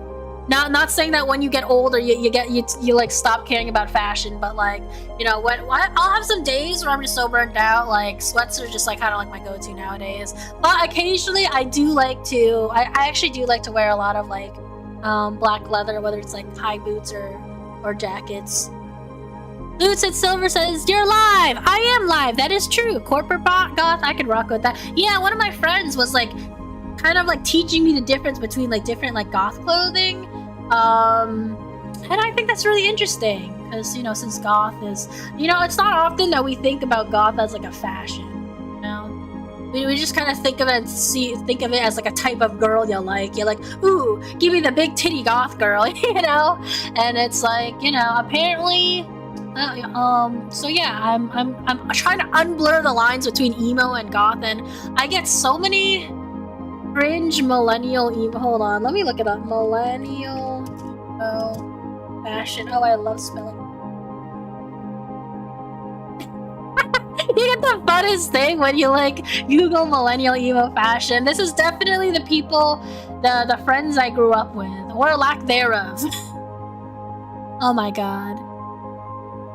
I love the meme where Gen Z is like, well, it's like millennials : I don't understand Gen Z aesthetics, and then there's like a whole picture of like the typical millennial girl with like a crap ton of like jewelry on her arms that don't match, the Invader Zim t-shirt, and like the little duck face that people used to do. God, I really hated in photos, and then like the long bleached hair, except it kind of looks similar to a mullet, the way it's like I don't know if I'm describing that right. Jesus Christ. Eric says, isn't Hot Topic like corporate goth emo? Well, it really depends. I think Hot Topic is a good place to get corporate goth emo clothes, but for the most part, it's I think Hot Topic mainly their draw is towards, you know, like pop culture, and so that's why they have like so many t-shirts on like, you know, cool things we recognize from the media, right? And they'll like occasionally have like Sanrio collabs too, and You know, I think that's more like a Lolita goth or like cutesy goth that like wears like the Sanrio and stuff. Abba says the lines for emo and Hello Kitty girls are blurred. Oh, goth and Hello Kitty girl. No. There definitely is a difference. Hold on. So like, well, the thing is, Hello Kitty girl isn't a fashion. That's literally like a type of girl.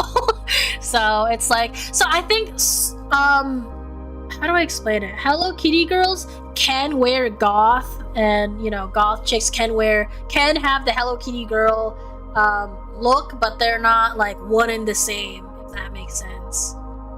I like how my instinct just googled Hello Kitty girl. Do you guys know what Hello Kitty girl is, right? How like that meme just pops up. I honestly think that's one of my favorite like memes right now, just because it's like, I don't know, it just is. Mimic says I was rocking them silly bands. Oh my god, silly bands. What, you guys remember what silly bands was? And for context, bands is spelled with a Z at the end. I'm gonna be real with you. That's cool that you had that in your childhood, Mimic. I was not cool enough to have silly bands. The only because I didn't know where people got them, you know? And the only silly bands I did own were about like 2 or maybe like 2, because like a friend will be like, yeah, I don't want this anymore, you can have it. And then I'm like, yay, I'm in the in crowd, I have a silly band. But the thing is, like, you're not even in this in the crowd, because like silly bands is, the whole point of silly bands is that everybody, your wrist is just covered with a bunch of silly bands, and you know, I'll just have like two silly bands. So to the point where if you can't count how many silly bands are on someone's wrist, that's how you knew that they were cool back then. So I was not cool. Egg Boy says, oh god, hold on, my chat is oh, thank you so much. Oh my god, hold on, I have to scroll up to my chat because I missed out on some things. Well, Egg Boy says high school Egg Boy was rocking the neon green Osiris? Did I say that right? Wait, hold on. Okay, power of Google, let's go. I spelled that wrong. Oh, those shoes! Oh, wow! Throwback. That's so cool. I would have thought you were cool. I still think you're cool, don't get me wrong. Oh god, silly bands just unlocked the core memory. Morgan says own a bunch of them, but I don't know where they all ever went to. Yeah, I know, right? It's one of those things that it's like they'll get lost over time anyways. Oh, Mr. Frosty's here! Hold up, let me go to my YouTube chat, because I think I missed some things that you said. Happy Thursday evening, Mr. Frosty. How are you doing? I hope you're feeling like way better, like much better compared to last week, by the way. Mr. Frosty says, I haven't known what anybody is talking about for a while. I'm old and I'm mad, but it's still good to see you, Cake and chat. Hey, Mr. Frosty, is it like okay if I ask your age? If you don't want to reveal that, that's like completely fine, because I personally try not to reveal that because I want to live forever, quote unquote, in my tuber body. Eric says, I remember swatches. Oh yeah, I'm feeling fine. Yay! I mean, what else was like a big trend back then? You'll tell me in Discord? Okay. Yay! Okay. I like that. I like the sound of that. Yay! Secrets. Ooh, hold on guys. I need some water again.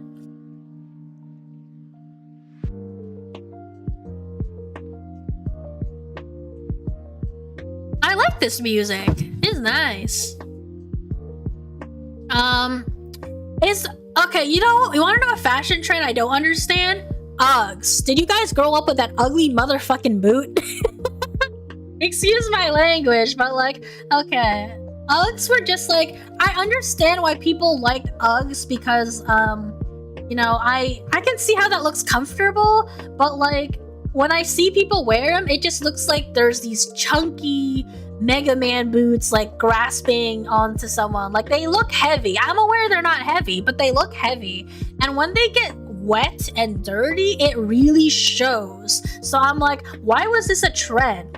Yeah, it was cringe. I really thought Uggs were cringe. And I guess I just was not fashionable for not owning them, but I have no regrets because I just, you know, I'm not gonna buy something just to like appear like, you know, like I belong. Like I really just think I just didn't like it, you know. Yeah, am I allowed to edit a YouTube video? Because like, hold on, I think I just want to like name it just chatting for now. Oop, did that? Our change is saved, yay. Anyways, oh my god, boss agrees Uggs are fucking ugly. I do think they're fucking ugly. I really like the way Uggs look sometimes. So just so you guys know, Uggs it's a brand. So, you know, like there's some Ugg shoes that are technically good, but the Ugg boots themselves I'm not like a big fan of. One boot that was similar to the Uggs that I kind of thought they were nice were, I don't know what they're called, but it's like when like it's not necessarily chunky, but like there's like a band and then it has like buttons, like it's more style than just being like flat the way it is, you know? I'm not a big fan of that. And then of course we like to make fun of Crocs because Crocs are Crocs and they look like crap, you know? Personally, I like my Crocs just because as a nurse, like a healthcare worker, it's just convenient to like slip on and wear. Which is funny because like you would think that we wear it because like, you know, we're working 12 to 13 hours on the floor. You would think like, oh, it's because it's comfy. But the truth is they're not actually good for your feet. So yeah, that is something that I should probably invest in. Except right now, investing in my baby doggy and my cats are kind of take priority over like, you know, my feet right now. Appa says, personally, I think the most stylish and crappy shoes are Sanuks? Eh? Hold on, let me look that up. I don't know what that is. What the fuck? Oh, okay.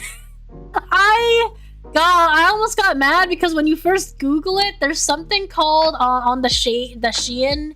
I don't know if it's Shein or Shein, you know, SHEIN, that bastard corporation. It says prank simulation, big feet, barefoot, 5 fingers, flip flops, funny toe shoes, one size. That's like, I don't know if that's what like came up for you. Like I know it's just like the sponsored part of like Google, but it's like I'm so mad that what is this? Why are there shoes where it's called 5 finger shoes where your what? Where your toes go? Oh my god! What a stupid, like, who would pay $139 for that? Mother trucker. Oh god, and now that I'm singing out loud, now Google and like Amazon's gonna give me a whole bunch of stupid recommendations. God, I hate life. But no, I also like life. Morgan says I wear Crocs all the time outside of work, even during the winter. Oh, nice. Hey, I'm not alone. Hey. Eggboy says, boss, take care of your feet or they'll look like LeBron's. LeBron James. Oh, okay, this is not a fashion trend, but let me see how old you guys are. Do you guys remember growing up with LeBron James Lightning Lemonade bubblegum? I'm gonna look that up. I'm gonna look that up. LeBron James. Lightning lemonade gum. This, oh my god, that was my crap, you know, when I was a kid. I don't know why I said crap. It's my shit when I was a kid, you know, whatever. It was so delicious. LeBron's James Lightning Lemonade. I hate that I remember. Personally, Crocs looks fugly. They are fugly. Morgan says I've even played drums in Crocs and people gave me props for doing that. Is that hard to play drums with Crocs on? Okay, these are really funny. I like how on eBay you can, for $10 you can get a LeBron James Bubblicious gum print ad poster art. Promo, original lemonade ad for interesting. It's like one page he got the gum and then on the other page the gum is popped. It's just like a mirroring ad of him like bending down and giving you the side eye and being like, get this lemonade, get this lightning lemonade gum. It's good to be the king. It's good to be the kid. Oh, what a cute little slogan. It on one side it says it's good to be the king, on the other it says it's good to be the kid. You know, because you're chewing gum like a kid. Even though other people chew gum while not being a kid. Okay, that's enough scrolling on Google. Oh god, I still got my Uggs tab open. Why is this dog wearing Uggs? VIP launch dog Ugg boots at Nordstrom. Why would you subject your dog? Dogs already have a hard time wearing shoes in the first place. I would know. Why would you give them designer Ugg boots? My boy says I either missed the lightning lemonade or the purple ketchup destroyed my motor. Don't get me started on the purple ketchup. I'm sorry. I'm not a big ketchup person. If you guys like it, that's nice. But I get sick thinking about it. Ugh. Wasn't it blue at one point? There was like a. Oh my god. I can't even. Bleh. Oh, you know what I do miss? I missed it when the chicken nuggets at Burger King. I missed their old recipe, and I also missed it when they were like shaped like a little thunderbolt or a star. I remember that. And then I know Mimic told me at one point they were shaped like a crown. I think that's cool too. Morgan says, hey, it was easy for me over time. Haven't done that in a minute, but all my covers, I'm just playing in socks to be honest. But I did play in Crocs with all the drum recitals I used to do. Oh, nice. Mimic says Fooey was also a thing I had back in middle school. Wait, what? Fooey? Did I say that wrong? What is that? What is that? Oh! Okay. Well, this is how you know we're different ages. I don't know what these are. I don't think I know what these are. That's interesting. Middle school. I'm nostalgic with like those cap erasers. Remember when everybody had like eraser caps because like the erasers on the pencil weren't always good enough? It was a good invention, but like, you know, like after a while, like they started getting like crappier and crappier over time. Apparently Fooey has like a scented eraser cap. That's kind of funny. Imagine people just trying to like sniff that pencil eraser while they're in class. Appa says, I think it's time to give our dogs designer Crocs. I don't think so. No, well, I will say that dogs wearing Crocs is actually like the cutest thing in the world. Dogs right now, just have a little bit of therapy. That is the cutest thing in the. So even though I think Uggs and Crocs are ugly, I really think that dog Crocs are just like the bomb.com. Like what? Why is this so effing cute? It's so cute seeing them in like little colors. Oh. Appa says, you know what was cool? Those crazy laces that gave you back in the day. Wait, what do you mean crazy laces?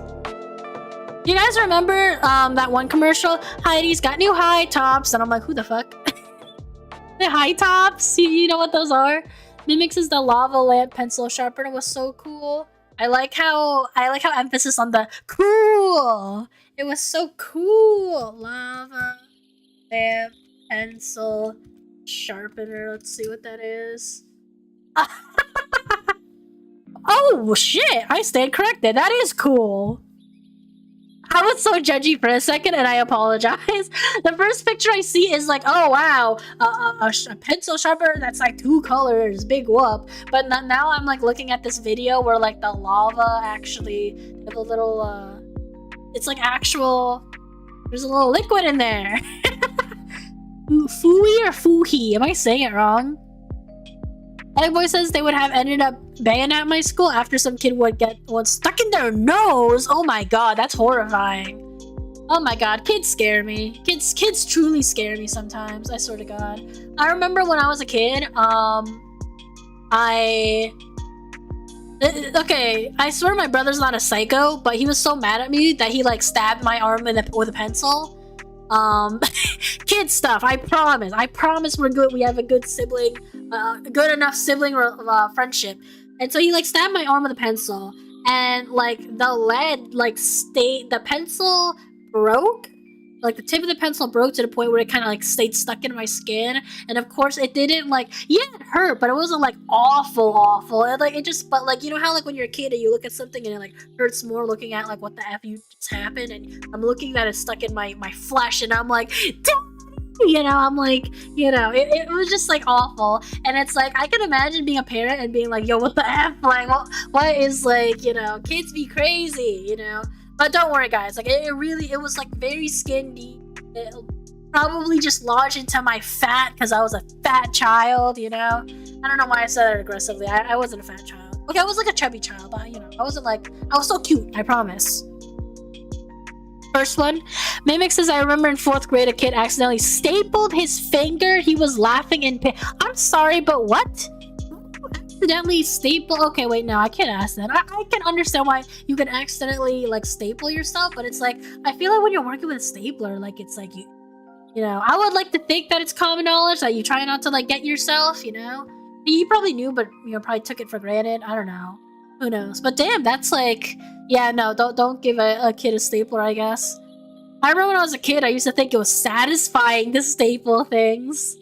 Eggboy says a kid once wrapped a paper clip around his finger and tested the electricity with it. He was 15. Yeah, no, kids are silly. Kids are really silly. Do you remember how like when we were kids, oh, you remember that? You remember that too? Or O2? Do you guys remember when like people would take like rubber bands and like kind of, or like either they use it with their pencil or their pointer finger and they'll try to like use it as like a slingshot and then they'll like mess with their friends? I was an a-hole. I didn't terrorize people like physically, but I did psychologically. There was this, yeah, a kid just being a kid, right? There was this one kid that I used to mess with, and I would like pretend to like do the little rubber band thing at him, you know, like the little slingshot, and then he'll like cringe and be like, ugh, but then like I won't do it, like I won't actually do it, and then I'll do it again, and then he'll like tap on his friend's shoulder and be, look, Kate, look what Kate's doing, look what Kate's doing, and then the moment his friend looks, I'm like, you know, all my shit is down, and I'm like looking at my desk like doing nothing, and it's just funny because it's just like a boy cried wolf kind of thing, except you know he was real. Good times. You know, honestly, I have to say it is quite therapeutic to go back, go through memory lane and like just talk about these kind of things. You know, just you know, recently I saw a YouTube video on like millennials and Gen Z like ranking each other's like fashion sense, and it was a lot more respectful than I thought. I thought it was gonna be like one of those like, you know, dissing videos, but no, it was actually really cute. But yeah, it was really interesting, you know. I guess like funny enough, I think it was Gen Z was kind of like, you know, saying that they were expecting millennials to be a lot more like boring looking and like simplistic. Yeah, and then a lot of like Gen Z was like very like quirky, over the top fashion, but you know, hey, can't complain, fashion evolves, you know what I mean? I heard that fashion actually changes every 7 or 8 years. So for example, in early 2000, you see a bunch of guys with the G-unit and like the baggy, like, you know, shirts and the baggy sweatpants. And then like at 2010s, like, you know, skinny jeans were all the rage for like, you know, both genders, you know, more like a fitted, sleeker cut. And, you know, that made sense. I personally like skinny jeans, especially because I like high boots over them, to complete my bad bitch look.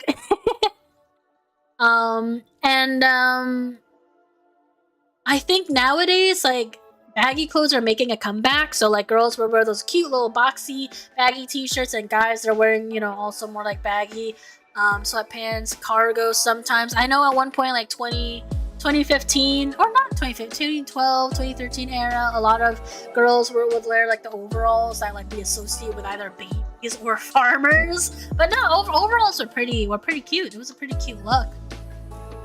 I honestly, like, I actually think, I know it's not, maybe not everybody's cup of tea, but I actually kind of like talking about fashion trends over time, you know? It's interesting to observe what comes back, what changes, you know, what inspires what, etc., etc.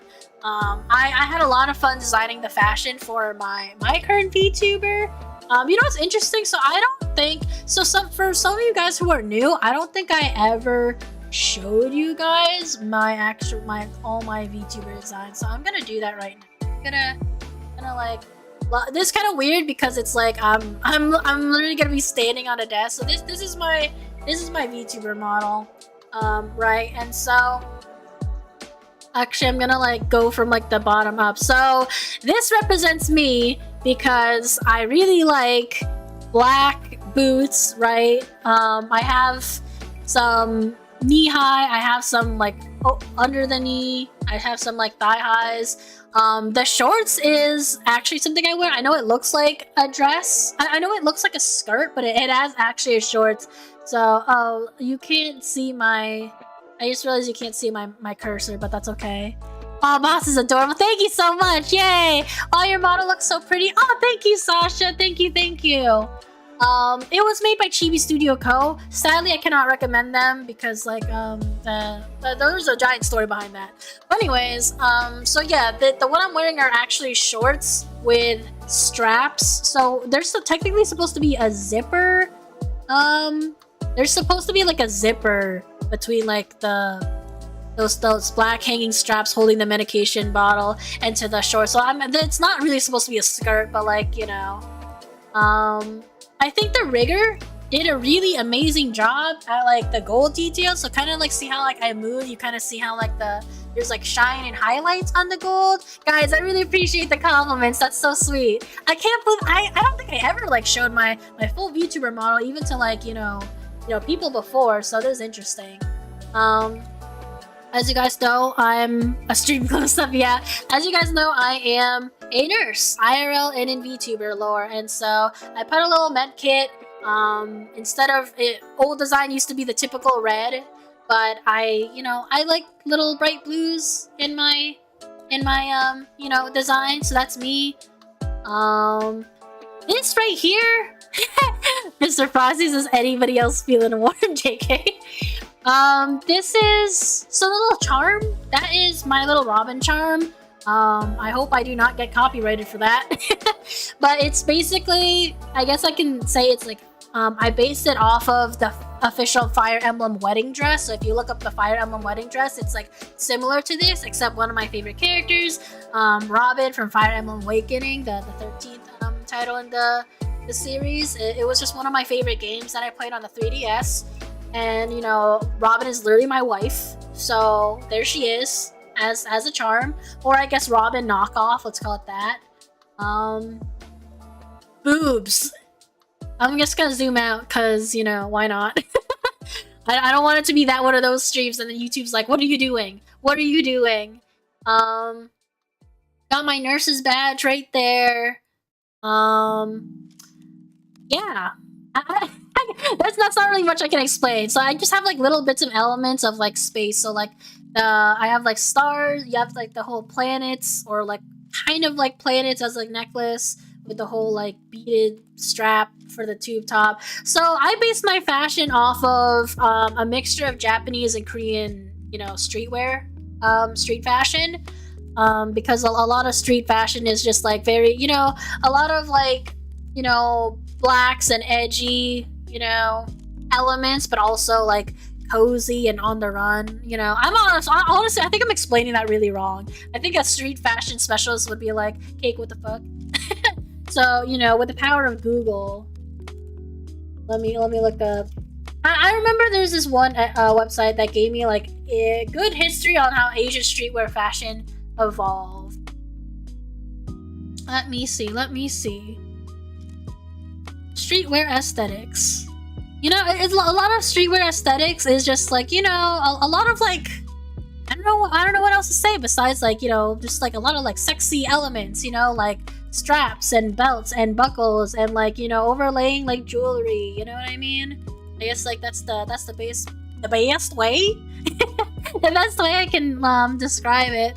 Morgan says, not gonna lie, Cake, I sort of changed mine again, accepted a different outfit, sort of, although one day I want to get a model made from either my main OC or to make a goth girl that's mixed with Legion from DVD.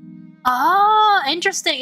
Make a goth girl. Interesting. I'm gonna assume you like the goth girl from that new chapter DVD, because I like her design. She looks cool. But that's an interesting take, you know, mixed with Legion. Is Legion like your favorite killer? Oh, by the way, for those of you who have recently subscribed for more than 3 months and or gifted subs, I am still working on some of your guys' little like art pieces. Again, I am by means no expert, so it takes me a long time. It's kind of like my way to draw, but I just want to let you guys know that I did not forget, you know. Sasha says, can I take a photo of your full VTuber model? Oh my god, if I have the time, I'm Every drawing, it looks adorable. Oh my god, that's so sweet. Yes. Oh my god, I'll send you a photo. I'll send you a photo. I would love that. That is so awesome. Thank you. Yeah. How do I pronounce your name, by the way? Is it? I just noticed nice tattoo. Thank you. Do I pronounce your name as Ellie or Ellen? Ellinx? Ellinx. If I did, I'm very sorry. But thank you so much. Mimics is weird. My drawing? Nah. Cater. No, I'm kidding. No, wait a minute, Mimic. I drew you. I drew you, but in like a pastel clothing, just like for funsies. Morgan says I even tried the new Survivor in the test build. Yeah, she's cool. She's cool. Wait, so I have a question, Morgan. Did you want your this one art that I'm drawing of you? Did you want it to be about your redhead model? Just because like I haven't drew her yet. Like I know you said you changed again, but it's like I'm just up to you. I'm just curious. I have like a sketch of it already, but I can easily like change the hair. Oh, Sable is certainly someone's mommy. Wait, what? What are we talking about? What are you talking about? Sable. What are you talking about, Mimic? I already forgot what we're talking about. Actually, this is a really good time to drink my coffee.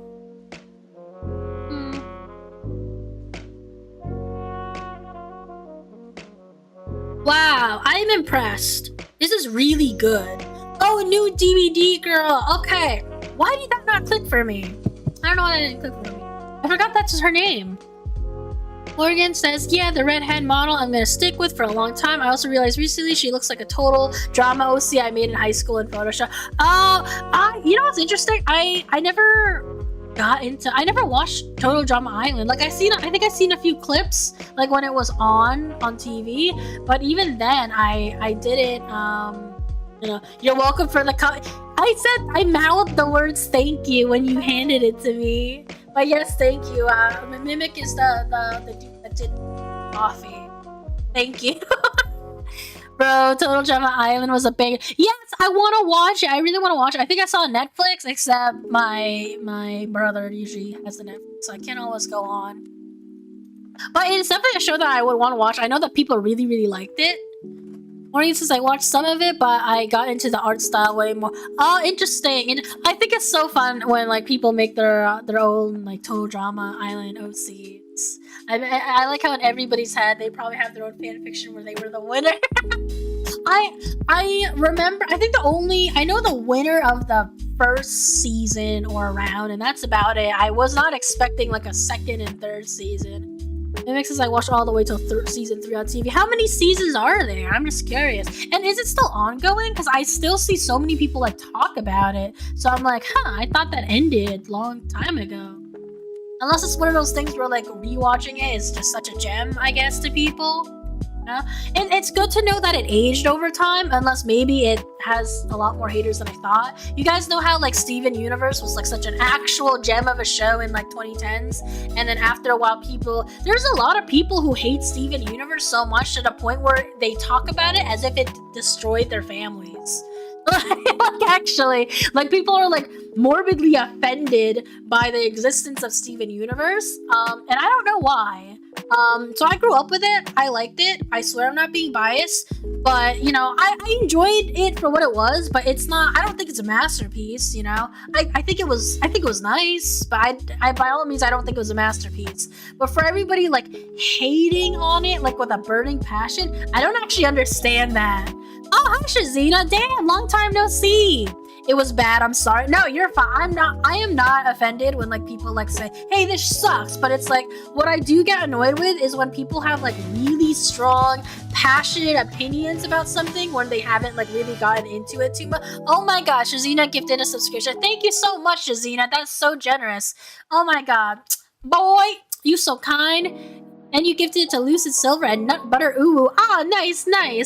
Egg Boy says Gravity Falls is a masterpiece. So, I know Mimic agrees with you, but I did not grow up with Gravity Falls. I am told repeatedly that I would like it, but I just, around that time when it came out, I didn't watch TV as much. Missed you. Oh, I missed you too, Shazina.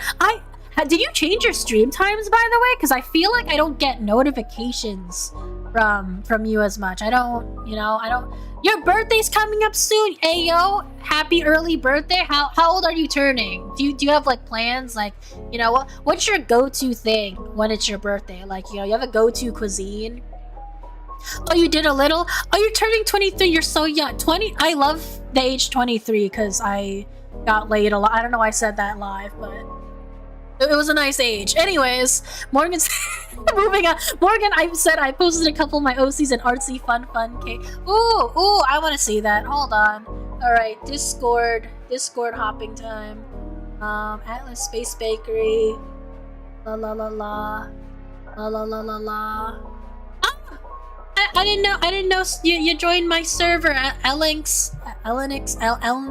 I keep butchering your name. I'm so damn sorry. I am so damn sorry for butchering your name. Oh, hello everybody. Oh my god, hold on. I need to catch up. I need to catch up with the chat. Oh god.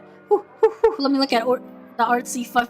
Oh, that's your OC. You know, Morgan, I like that your OC is posted underneath Orochimaru doing the gritty on Fortnite. I don't understand why I have that there. I love you, Boob. Oh my god. Wait a minute. That name looks. Let me see your these names look familiar. These names look familiar. Hold up. Okay, hold on. So, oh god, I just saw your message, Mr. Frosty, but I will not share that with chat. All right, hold on. Give me a sec. When you have like 3 monitors, you would think that you would be a little bit more organized, but me, I am still kind of getting the hang of it. So, one sec. Okay. I don't know why Aiden Rock says your chest so big. You know what's really funny? When I was asking for my VTuber to be designed, I actually kept asking my artist to like reduce the boob size, which is, I don't know, I just think it's kind of like funny. Honestly, I'll be real with you. So earlier I told you guys that like I don't recommend my VTuber artists. Like, don't get me wrong, I'm very grateful for my VTuber mama, as all of us should be, but they were really unprofessional to work with in the sense that they, you know, they kept postponing deadlines, they kept, you know, lying about like updates. It was kind of hard to work with them because like they will do revisions, but then they'll do revisions on an old draft, and so it was just really hard to like get the final design. And to be honest, the artist probably got fed up with me asking for like changes, but the thing is, when something's really expensive, like it makes sense to like want your final product to look nice, right? And so if you guys can like tell, like some of the shading in the hair isn't even like right, you know? So let me like pull out my long hair real quick. Long hair, no glasses. Oh my god, it's one of those fairy tales, right? And so like, don't get me wrong, I like the art style of the hair, but like the way she shaded the hairstyle was a little bit lazy because it's not actually her default. It's not really how she like colors things, you know? I think I said that way. Anne Hathaway. No. That woman is an actual queen. I don't think I can be compared. My hair's not giving Anne Hathaway vibes. Lucid Silver says thanks for the sub. Oh yeah, my dude got a sub. Mr. Frosty says thanks, bruh. yeah. But also I just want to say, Mr. Frosty, that age is when everyone's hot. So, you know, good on you, mate. That's the best I can say. Let me see. Damn, I have so many tabs open. I still have the lava lamp pencil sharpener tab open. And then, boss over Anne Hathaway. No, my god, no. Anne Hathaway's too cool. There's a random fun fact, but apparently she was also one of the people that was like, suggested to play Barbie for like the Barbie movie. Personally, the Barbie movie was like overrated, but I did enjoy it, you know. And as a girl who grew up with Barbie, but mainly grew up with Bratz, you know, good days. Mr. Frosty says, "Aw shucks, you're gonna make me blush." Morgan says, speaking of avatars too, I may make my whole avatar black and white like my profile pic since I'm a huge fan of 1930s rubber hose cartoons and I grew up with a lot of black and white TV. Yeah, I do like your OC. I think it's really pretty.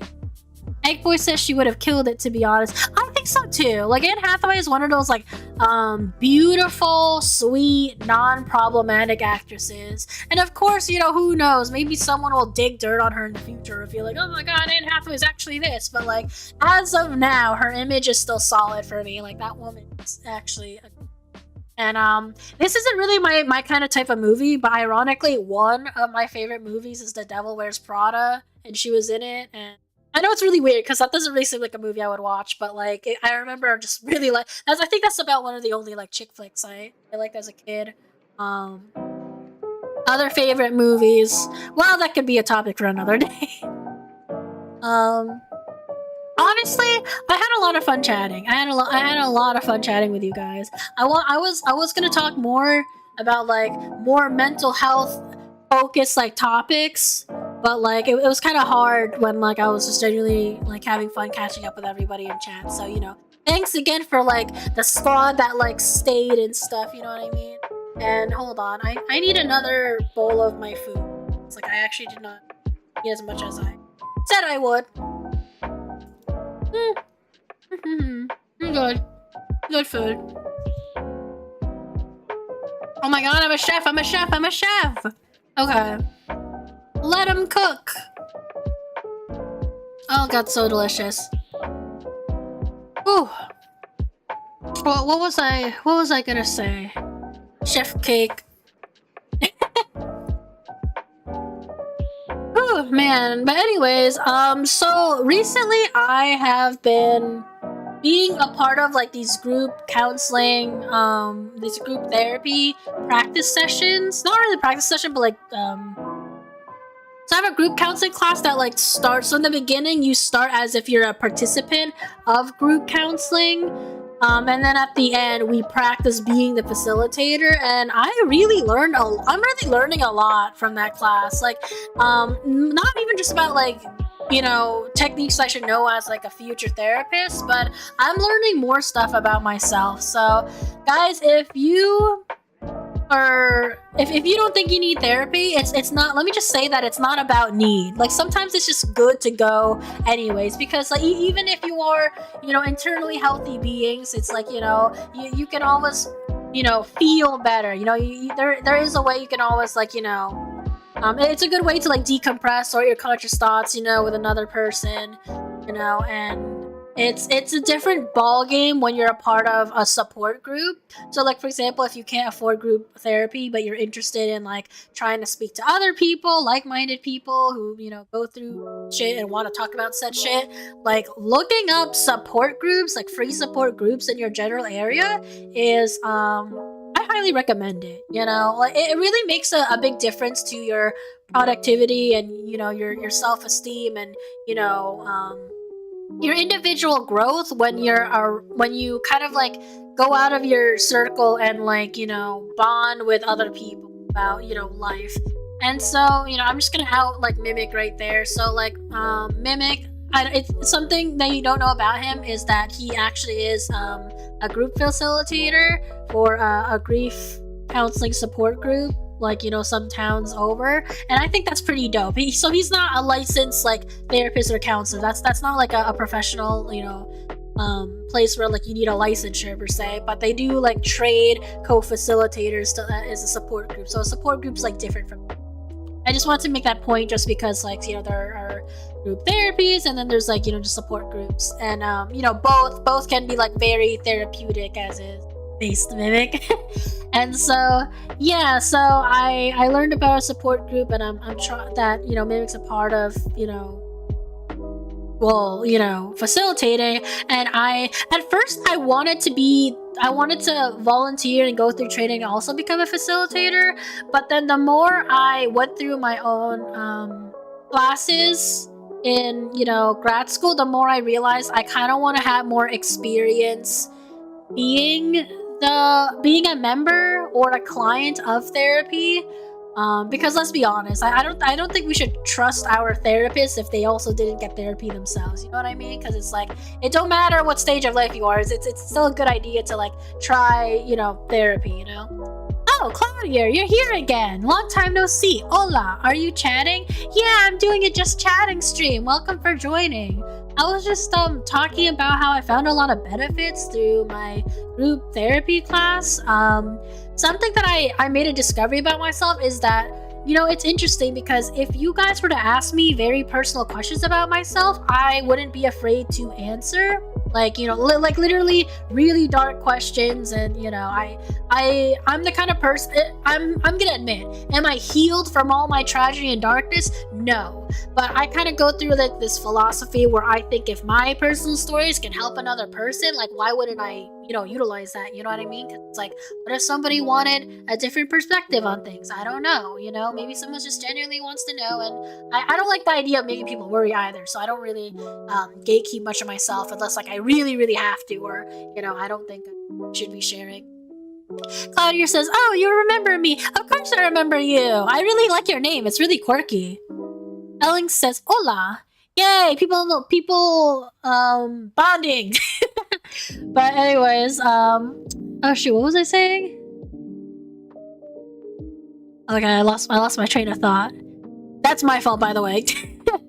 But yeah, I just what I learned in group therapy is that while I thought I was okay and comfortable sharing a lot myself, I found that some things are just a little bit too difficult to do it in a group. I find that like when I talk too much, when I go like really deep into like my feelings or what's bugging me, I realize how stressed I really am, because I remember like talking about my day and almost wanting to like tear because how stressful it was. And then that's when I was like, holy crap, like, this like group counseling practice is like a little bit too tough for me. And so that's when I realized I kind of wanted to join a support group outside of my classes, just to like, maybe somewhere inside I felt self-conscious doing it in front of my classmates, because like, yes, we are in like actual group therapy, like being facilitated by doctorate students, but it's supposed to be more of like a learning experience more than an actual group therapy. And so I don't know, I guess like I just feel more comfortable going to like a grief and loss center, as opposed to using my class as a way to see what crap I'm like going through. And so yeah, that was my little rant. I'm to circle back. I know I was like babbling for most of the time, but to summarize what I just said, I'm just trying to say that like, while I grown more comfortable about talking about the deepest part of myself to people, I can always do better, and I personally want to do better. I want to be able to like kind of like strengthen my attitude and my heart. As like weird as that sounds, I want to like strengthen like my heart and how I like handle things and process like past traumas. Because like I want to be able to help somebody along their path one day as like a future therapist. And so that's like what I'm aiming for. I do not know why my hand is spazzing like that, but yeah, that's my goal.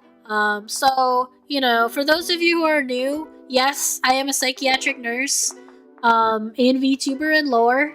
And the reason why I talk a lot about mental health and therapy is because while I love nursing, well I don't love nursing, I want to punch myself in the face all the time. While nursing is cool, while I love helping people as a nurse, I find that mental health is more of my interest. And yes, I'm a psychiatric nurse, so I treat people who typically go through like depression, anxiety, suicidal ideations, attempts, all of the above. I find that like I want to do a more one-on-one approach, which is why I didn't go to a master's for a nurse practitioner role. I went to my master's for a mental health counselor, and a lot of people will kind of like badmouth that and say like, why, like nursing already makes you crap money and you can make way more money as a nurse practitioner. And I did think about it. I thought about being a psychiatric nurse practitioner because with psychiatric nurse practitioners, not only can they like, diagnose and provide medications just like a doctor can, but they can also provide therapeutic communication as well. Like they can legally provide therapy, and so that sounds perfect for me, right? Wrong. You know why? Because nowadays a lot of people are kind of go to practitioners and pharmacists and doctors for medications right away, and I want the first line of my help to be mainly holistic and therapeutic communication centered. Like I really don't think I'm not against medications, don't get me wrong, but I don't want it to be like a first line kind of treatment for people going through mental health issues. Eggboy says you weren't babbling, boss. You're really good at getting across what you're saying in a fun and interesting way to listen to. Oh, that's so sweet. Thank you. I definitely feel like I'm babbling because like for example, this is my brain. When I'm talking, I imagine a linear line of words as I talk, and then it'll like jump and go through loops and do high kicks and circle back to a different thought and then accidentally go north when it was supposed to go straight and then it goes south. Yeah, that's how I view my like thoughts sometimes. Marquito Mimic says hello everyone in chat. Hello Marquito Mimic. Ooh, my nose got all stuffy for some reason. But yeah, so I just, that's why in the beginning of January I had a just chatting stream on New Year's resolutions and taking care of myself, and believe it or not, I have been taking more steps to self-care, Oh, hello Rare, you're back. Hi.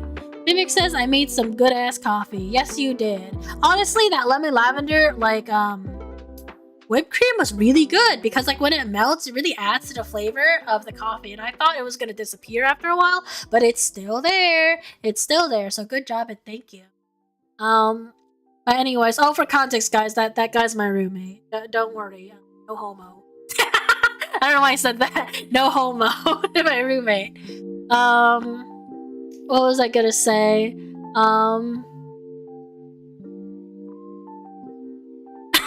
I just saw my eye on my VTuber like twitch like rapidly for like no reason.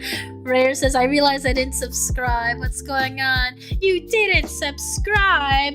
Well, thank you for subscribing, good sir. Oh God, wait, are you? I'm sorry. I just want to let you guys know that I say good sir a lot, but I don't mean it in a way that I assume your gender, whether you're a guy or Mr. Processy says what it do, Mimic. But anyways, yeah, so to conclude, I think this is okay. For anybody who is interested in a career of mental health counseling, therapy, or even like a doctorate as a actually I don't want to like talk about psychology and that can go in. I'm just gonna talk about my field right now.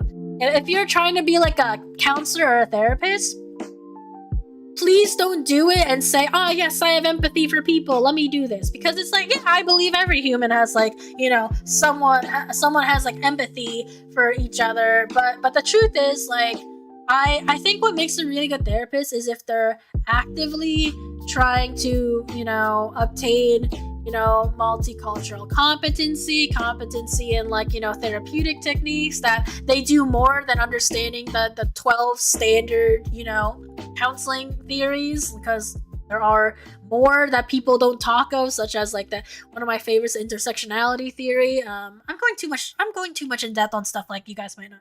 Let me not babble too much about that. And if you are somebody who is looking for a therapist, like make sure they like make sure they're good. That could go into a different rant, which is why I'm gonna cut myself off by saying make sure they're good. Don't be the person who's like too afraid to like hurt your therapist's feelings by saying like, ooh, I think I want a new one. I think I want a different one. I think I want one that like vibes with me more. Because like at the end of the day, you're the one paying for the services. It's your mental health, it's your healthcare, it's your choice of service. So it's like, a lot of therapists and counselors, they genuinely want to see you get better, and so if that means like referring you to a different therapist, like never be afraid to like ask for a switch. Mr. Frosty Groovin. Rare says, no worries. Wait, okay, so you are male. Okay, I'm gonna assume you're... Okay, so you're good with sir. Marquito Mimic says, that's good to hear. What about you, Rare? Rare says, I'm doing a long day. What did you do, Rare? What made it a long day? Tell Auntie Cake what... I'm kidding. You don't have to if you don't want to, but, you know, I just like, you know, knowing what you guys are up to, because I'm a nosy son of a bitch. Egg Boy says, I like when boss says such smart-sounding things. Oh, that's so sweet. That's so sweet. Watch me cringe later when I look at my own VOD and I'm like, oh my god, that didn't sound smart at all. Mimic says, cake having big brains. That's so nice. I was this close to saying breast. Big breast. And I'm like, I swear to god, if I have another person in chat saying, oh my god, you have boobs. It's like, no way, a VTuber girl with boobs, that's crazy. But no, guys, for real, I swear I'm not trying to, like, horny bait people online. I really did want the boobs to be smaller. The original sketch, well, my original sketch was, like, okay, I was just supposed to say normal size boob, and that's actually a really bad word to use. Because, you know, there's boobs come in many sizes, and they're normal, I swear. Unless they're, like, really big ballooning to the point where it's, like, it's a weird, like, balloon fetish, then please get out of my chat. But anyways, what was I saying? Yeah, no. Even when I look at myself, I'm like, damn. Like, I still feel like, when I'm like standing straight and staring at you guys, my boobs don't really seem that big. But then when I turn to the sides, I'm like, what the heck? What the heck? And you know, that's fine. That's totally fine. Like, honestly, I don't. This is not. I swear this isn't TMI. I'm totally fine with like sharing this, but like, I kind of just wanted like my boobs to like reflect my IRL boobs as like C cups, which is like, they're not like really super big, but they're not like small either. So I just wanted to reflect that. But like, these kind of look like double D's on like a slim box. Egg Boy says, boss has booba, I didn't notice. Good, it means you're a smart boy. Smart boy. No, I'm kidding. I mean, yes, you are a smart boy, but like, you know, smart boyos can still enjoy stuff. Yeah, good enough English. Sure, why not? But yeah. Ooh. What was I even talking about? Oh yeah, the big brain. Yeah, so that's kind of why I wanted to like talk about imposter syndrome. I apologize to some of the people who like clicked on the video and it's like, what? I want to know what Cake's talking about. And then I didn't end up talking too much about it, except for like one small portion of YouTube video. But yeah, I guess the reason why I wanted to talk about it is because, again, the amount of people I've met that talk about experiencing it. And you know, I think the best way I can say is, if you have imposter syndrome, or you know someone who feels like they might have it, or if you recognize that your friend, you know, kind of tends to like, you know, have a fear of failure, they kind of discount their own success, you know, they feel like a fraud. Like if you notice these things in people, like really try to like you know, really try to like help them out. Because like, first of all, imposter syndrome isn't an actual diagnosis. You will not see it in the DSM-5 like at all. It's really just I guess like a psychological like phenomenon, you know, that people kind of like, you know, talk about. It kind of, and I'm not saying it shouldn't exist, because don't get me wrong, like imposter syndrome like is such a thing that people have, you know, really, you know, it's a thing that like is worrisome, you know. It is detrimental to one's health, because when somebody has a consistent pattern of like, you know, working so hard to achieve something only to like not even like pat themselves on the back, you know, like that sucks, you know, because they completely deserve to acknowledge their accomplishments. They deserve to give themselves credit, you know. And you know, it really breaks my heart when people, you know, go to the whole like, oh yeah, no, it was just luck, or you know, I think I'm only passing, but like, you know, it doesn't get anywhere.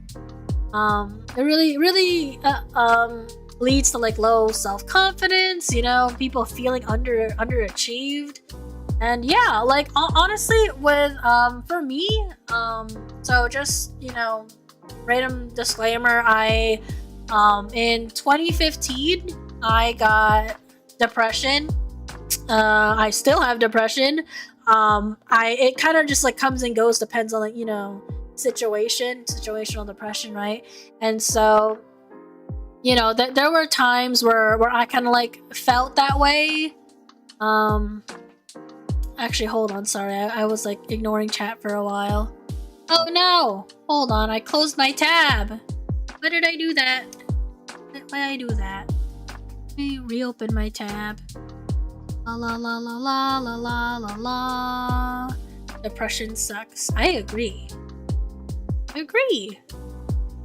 got a long day at work. Rare, what do you do for work? I'm sorry, I like completely looked over your answer. Like, what do you do? Curious.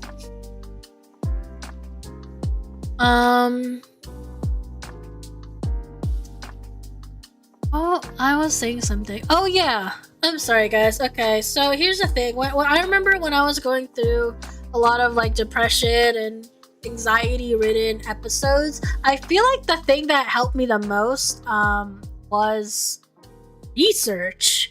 Honestly, like if you can't afford therapy, or you're afraid to, you know, self-disclose with your friends, or you just don't know where to start, honestly, one of the best things for myself was really just doing the research. Now here's the double-edged sword with it. When people do research, they kind of have like a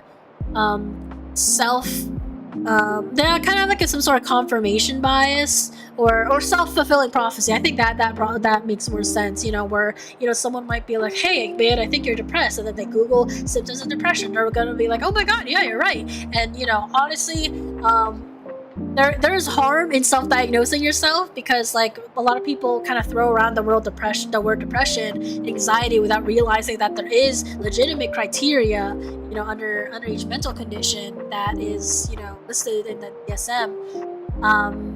And you should really just leave it for assessment, you know, professional assessment, to see how you can, you know, better yourself, help that. But for now, a lot of people just kind of like throw those labels around when they shouldn't. But however, in one way where diagnosing, or not diagnosing specifically, but researching what you could have is still a good thing to do, is because when you raise more awareness on what you're dealing with, it kind of I don't know how to explain it, but like sometimes it could make people feel better. Now, this doesn't work for everybody. There's some people who are like, oh my god, I have depression. I don't even believe in it, and I have it. Like or like, you know, people who like don't want to admit they're having like a substance use disorder, and then they look up like the symptoms, and then they just like have, you know. So there's that end of the stick where some people just have a hard time accepting it, and then there's the other end where some people actually feel more, have like a cathartic feeling inside, like accepting, like, okay, well, I have like, you know, this is me. What happens next? And so I guess what I'm trying to say is that when you try to look at it in a lens where you start to like, you know, do more research, you know, keep up with the times, and, you know, gain self-awareness to the point where you feel you're like looking up like ways to like, you know, how to help yourself, you know, it feels a lot less isolating in your situation. Or again, I'm speaking this way for me, and I'm saying in a way if like, you know, it might help, you know, you or XYZ, right? So yeah, just, you know, a lot of it is just, a lot of combating imposter syndrome is just, you know, recognizing your achievements, you know, not recognizing the fact that you got an A, you know. It's not, you really have to dissect it. It's like, okay, so you got an A and you don't like it, right? You don't feel good about yourself, but really try to recognize how you got that A. Remember how long it took you to like read this chapter. Remember like how like this chapter you did a good job on, like, you know, doubling up information and really trying to, you know, dissect this, you know, and like, you know, really understand how it's like not everybody did your exact like study style or research style, and so like your A was definitely, you know, well deserved. Another way to like, you know, combat imposter syndrome, really accepting your mistakes, understanding that everyone else makes mistakes, and it's making mistakes really is part of the learning process. And this is kind of circles back again to why I recommend the whole like support groups, because, you know, a lot of people kind of, so sometimes I think as humans are smart enough to know that we all have struggles, right?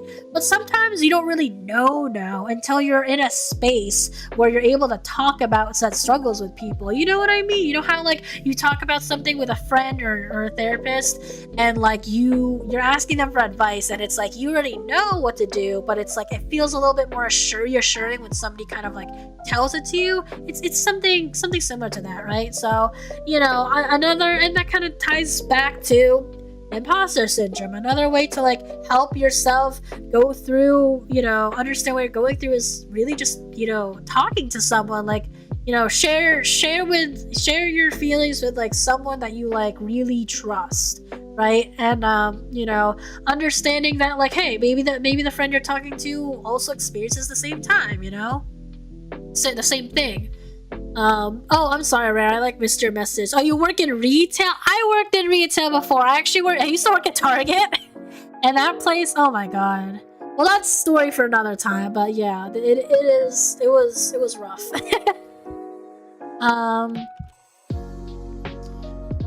And whew, yeah. It's interesting because like another interesting thing, I know I like brought this up like earlier, but I kind of just want to circle back to it.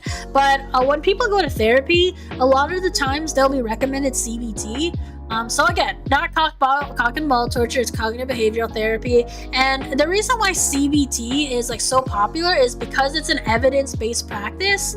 I don't think you guys know this, but most of the time, insurance will only accept your payment if like the diagnosis and like the treatment is like is something that's like recognizable to them, such as CBT. Don't get me wrong, I'm not bashing CBT. CBT is actually a really good approach because again, you identify negative thoughts, how to challenge it, how to replace it, how to really like challenge those perceptions of yourself and see how it can like benefit your life, and how to destroy those like toxic patterns, and the thing is, I'm gonna be honest with you, I am a fan of CBT, but I'm not a fan of like talking about it too much because it's like no duh, it's awesome, right? But like a lot of people don't talk about it in different ways. Like for example, there's also dialectic behavioral therapy, so DBT. There's also narrative therapy technique. There's also schema therapy. I personally like schema therapy, or I'm probably pronouncing it wrong. Apologies if I am, if it's schema therapy. But I really like the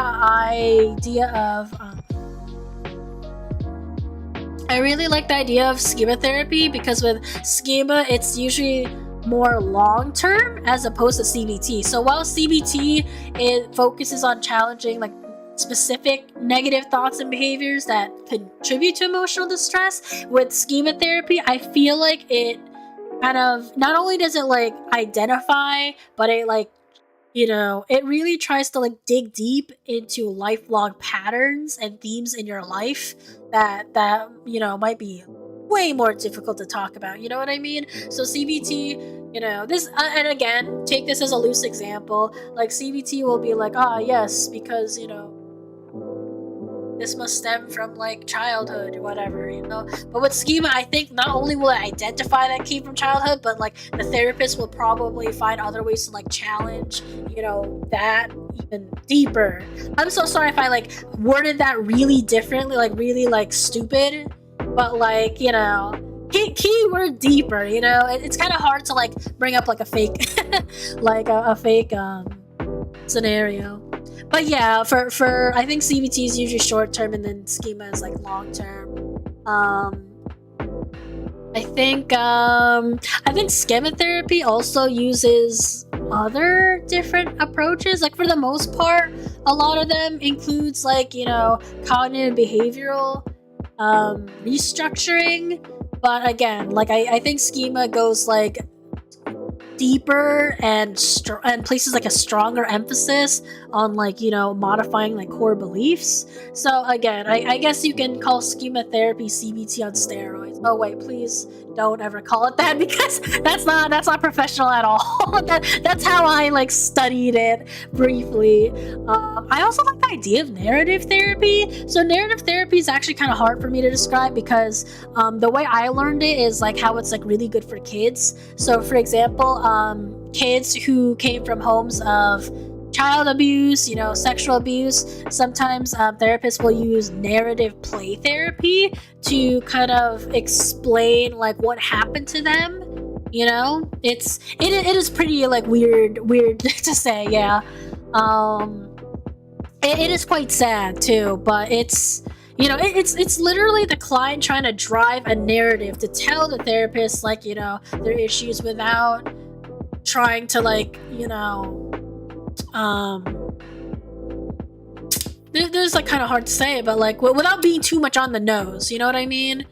Because this is like their way of like reducing like feelings of like, you know, shame or blame, or you know, and they don't want to accidentally like emotionally like trigger themselves, you know.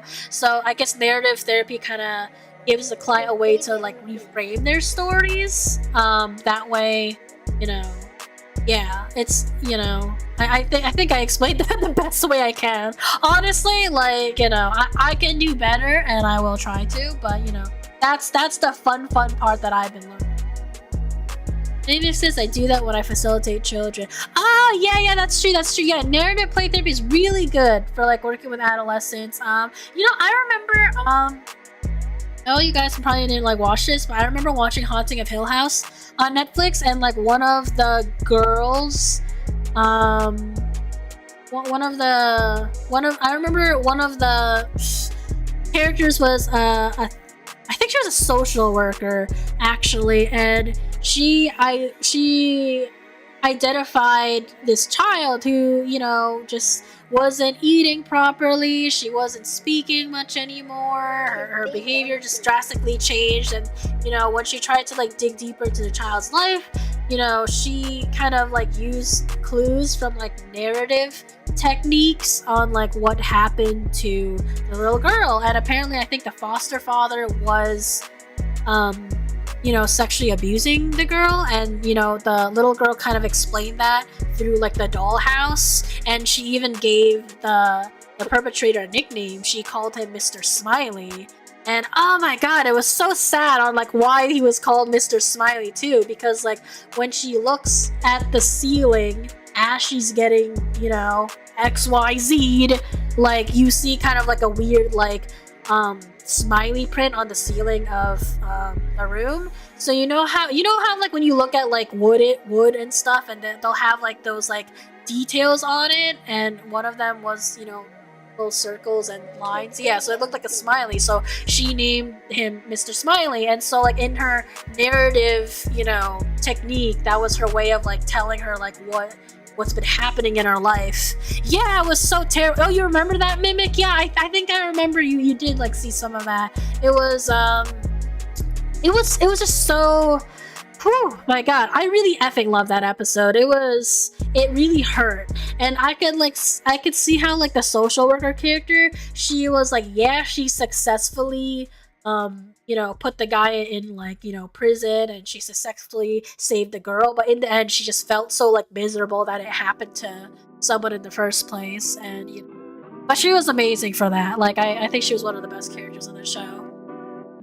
Apologies for like spoiling that if you guys like, you know, didn't see it but you wanted to, but it was a really good horror story. I liked it.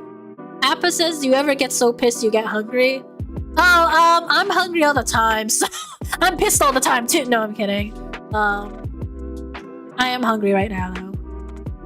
Let me have a little thirstily drink some water. Ah, I got a follow. Thank you so much.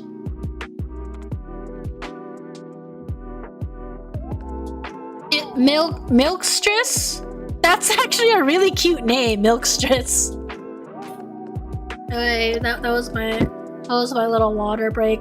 But anyways, yeah, so that's narrative play therapy. I think, God, it's just really cool. And honestly, Mimic, I think it's really cool that like you mainly facilitate conversation with adolescents. I feel it's interesting because like I work as like a psychiatric nurse who usually works on the adolescence unit. I think it's interesting how we you know, we don't really talk about what we do with each other that much, you know? You know, despite you having like another like mental health, like at least, you know, not career, but like volunteer work. Like I know that's volunteer. And then, you know, but I don't know. I just, working with kids is something. It's, like, I love kids, but you know, it can honestly be draining working with like the kind of demographic and a behavioral health unit. Mistress of Milk, how are you? I'm doing good. How are you? Thanks for finding my stream. Welcome, welcome. I was just talking about, I was going on a long rant. So welcome to my stream.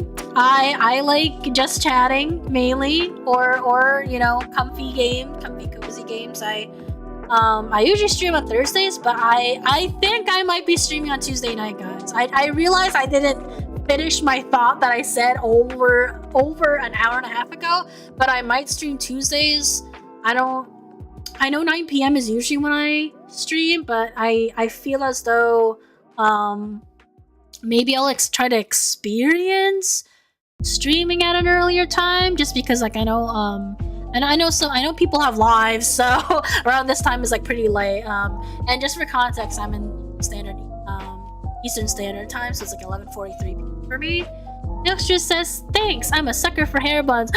Thank you. So am I. I love hair buns so much. Like, I've been looking for an Animal Crossing mod for like New Horizons where they have like space buns, because like, it's so cute. I love that.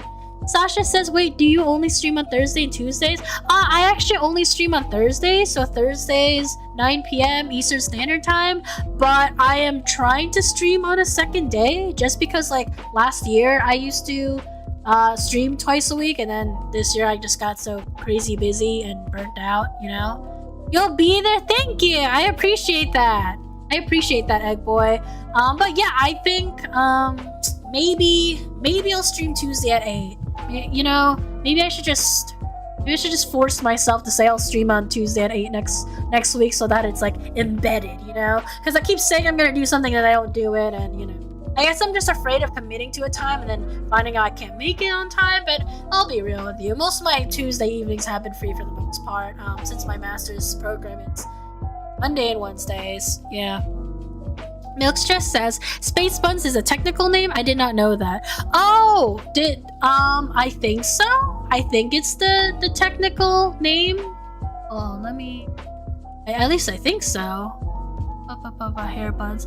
Yeah, I forgot why it's called, I don't even know why it's called Space Buns. But I love them with a burning passion. I actually, so I don't know how to do good space buns in real life, so like, so I sport long hair IRL, and I'll get those like hair bun clips to make it look like I have hair buns, and people are like, I like your hair, and then it turns out it's like not, and I'm like, I'll get the compliment, but it's like, it's not even real. OMG, imposter syndrome. No, I'm kidding. Whew. But anyways, Eggboy says, do you know what you want to do for Tuesday stream yet? Oh my god, here's a stressful part. So I actually don't. I know this is not recommended, but I am one of those people that think about what I'm gonna stream on the day of, which I shouldn't. Like, I know I should be more organized, but like, I don't know. Like, I'll be honest with you guys, I'm very picky with like what I stream, and there's a reason for that, because like I love streaming comfy games so that I can still chat with you guys and still focus on like both you and the game.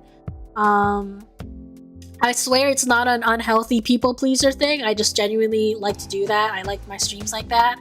You know, sometimes I'll accidentally find a game where like it needs my full attention more than I thought. So I have to do more, I have to do more research on what game I like, and I don't always have the time or energy to like find that game. I will say that Katamari is one of my favorite games to stream in general, and it just happens to be a good game to stream while I'm talking to you guys, because I'm like wrecking havoc and also doing cute things and also saying hello.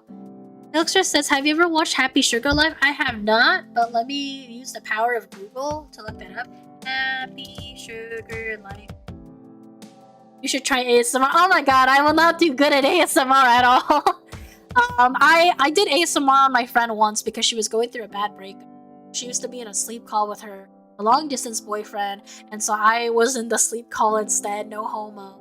And I would like tap on glass when she was trying to like fall asleep, and I wasn't sure when she actually fell asleep, so I like tapped on glass for like a good 22 minutes, and I'm like, damn, Cake, like I'm still tapping. I'm getting tired, but holy crap, I'm still tapping. So it's like, you know, maybe. Oh, holy crap. Okay, 2018 horror. It's a horror. The sugar girl eats love. What is this? Is this? This looks really familiar. Oh my god, that's so sweet. She has the cutest hair buns I have ever seen. Oh. Oh no. Let me not look at spoiler images. Yep, there's definitely a reason why it's a horror genre. I love that you mentioned Happy Sugar Life. I am a sucker for space buns. This is really... People also ask, is Happy Sugar Life a dark anime? The answer is, seriously, this is one of the darkest anime I've ever seen. I've never seen so much unfortunate real stuff like pedophilia, murder, child abuse, domestic abuse, you name it, a horror anime. Oh god, that is a horror anime. I'm gonna watch that. Thank you for the recommendation. Oh my god. Oh god, not that anime. Okay, so you guys definitely know more than I do. I haven't really touched anime in a long time, but I did have a Just Chatting stream some few weeks ago where I was talking about this is my first time going back into anime years ago. Just go nom nom on the mic. Oh no, I don't know. I'm like curious on ASMR just because like I personally do like ASMR. Sometimes. I like wood tapping ASMR. I think that's pretty dope. Or ooh, the kinetic sand? I was gonna say the kinesthetic. The kinetic sand, I like that. Or like when people cut soap, I think that's pretty dope. I feel... Oh, you know what's like really weird? I was actually considering like, what if I like record my dog like chewing on his pork ear, because it's like he has like this cute little crunchy noise, and it's like, oh, my baby enjoying his food. But yeah, like it's a pretty big pork ear, so he eats that for a long time. And ooh, I almost like spit almost went down the wrong hole. Eggboy says that's a really great point, boss. I love your Katamari streams. They're a perfect vibe. Oh, thank you so much. Yeah, I definitely, honestly, I could probably stream Katamari forever, but I also don't want to like burn people out of Katamari. I know people are gonna be like, oh, Cake, stream whatever you want because it's your stream. Do what you want to do. And like, yeah, of course I want to do what I want to do, but at the same time, it's like, so on my YouTube channel, I know this is like a weird pet peeve of mine, but I get like annoyed when I see too many similar like videos in a row. Like the time period when I kept doing Lethal Company streams, I'm like, damn, too much Lethal Company. I need to like space it out, you know? And I know that's really dumb because it's like, yeah, it's like really dumb, like, you know, but, and, I don't know, I just like having the whole like variety going, but you know, I really appreciate that you like my Katamari streams. It actually means a lot to me because, you know, I love sharing things that I like with other people, you know? Cake karaoke? Oh my god, no cake karaoke. I cannot sing. Am I Filipino? Yes, but can I sing? No. And just for context, it's kind of like a stereotype that all Filipinos can like sing or dance. Or even if they can't sing, it's like if they were trained to sing, you know they would be a good singer. Nookster says her design is so cute, but storyline is fudged up. Is it like fudged up in a way it's like fudged up for shock value, or it has like a lot of like good, deep, you know, crap going on? Because it's like I wanna watch more anime that's like slice of life but like dark. Like I want that crap to like break my soul in half and make me cry to sleep. Like I want an anime to like rip out my soul, you know? That's really weird, but that's what I genuinely want. I swear I'm not psycho. I just like things that like make me feel a lot. Honey and Clover is actually one of my favorite animes. It's a really, really slow slice of life, but I really love it. It is not soul breaking, but it's like, I don't know. It's nostalgic for me, especially since it's about college students. And, you know, I had my biggest like, you know, achievement and looks glow up in college. And I also, ironically, was diagnosed depression in college. So that was like a big... Eggboy says Boss should do a ghost story stream. Homeboy, say what? I keep getting recommendations for like the ghost stories, like English dub. That English dub for ghost stories is I love it. It's just so funny. Mistress's fanfiction ASMR stream went, oh my god, that is such a good idea. No, you know what I really want to do? So sometimes ChatGPT can be used for like fanfiction. I swear I'm not outing myself on that. Okay, fine, I am. I tried it before with my VTuber group, and it came up with really funny stuff. Like, I literally just told ChatGPT to like write a funny fanfiction about like my VTuber squad, and they're like, ah yes, Cake, the heroic redheaded nurse. And I'm like, what? When did I say I was redheaded? And I am not heroic. Like, okay, it's just weird to put such a fat title in front of that, you know? Nextress says, have you ever got a million roses? Do you want to talk about something else? Did I ever get not a million? I've received roses before, but not a million. Unless that's like a phrase for something else. I am doo-doo brain, and I do not understand the phrase. Brain. English I speak. Oh, by the way, you can just call me Cake, by the way. Like, some people still call me Atlas, but, you know, I mostly go by Cake, but, you know. I'm happy that you used my Sonic emote. Eggboy says, need your soul ripped out by Slice of Life boss. Lost in Abyss. Okay, Lost in Abyss time. Lost in Abyss. This looks familiar. This looks really familiar. Oh god. Oh no, I see. Oh, this poor baby. Okay. Interesting. I didn't know this was a slice of life. I thought it was a survival. I mean, I guess it could be both, but interesting. I should watch. I should watch it. I've been introduced to the anime before, but I've also been spoiled, and I typically don't always like to watch anime if I've already been spoiled already. But, you know, it doesn't keep me from, enjoying things either. So, you know, I'll think about it. Mimic says, I need to see the dub. Oh, I showed you the dub before, and I don't even think you thought it was funny, Mimic. I showed it to you like years ago, I think. Mimic says, what if you used ChatGPT and you read the entire script for straight? Oh my god, that's like whack. Imagine, hold on. I'm gonna go to ChatGPT now. Hey, write me a script for just chatting stream. I am a nurse who travels through space. I'm just gonna do that. I like how I said hey to ChatGPT. I literally addressed them and said hey. I'm at the level and we love Katamari. Oh, hold on. Million roses level in Katamari. I've been playing a bunch of Katamari games and I love it so much. I think I did play We Love Katamari a while ago. Oh man, you think Google would tell me the million roses? Is the million roses though? Okay, that makes sense. I typed a million Ross. Million Ross Gellers from Friends. Oh my god. Wait, what? Wait a minute. No, I don't think I did play that. That's so pretty. I do remember like a flower one in like the Damacy, and I loved it so much. It was so cute. I love the idea of rolling a flower. I love flowers in general. Call me a girly girl, but I'm very typical. I really like flowers, chocolates, and lights. Boss being polite to ChatGPT is so wholesome. Am I being wholesome? I'm like, hey, write me a script. Write me a scripty script. That's a lot of Ross from Friends. You're a Ross Geller main? I thought, no, Mimic, you seem more like a Chandler Bing main, let's be honest. Okay, guys, this is what I got from ChatGPT. Opening scene.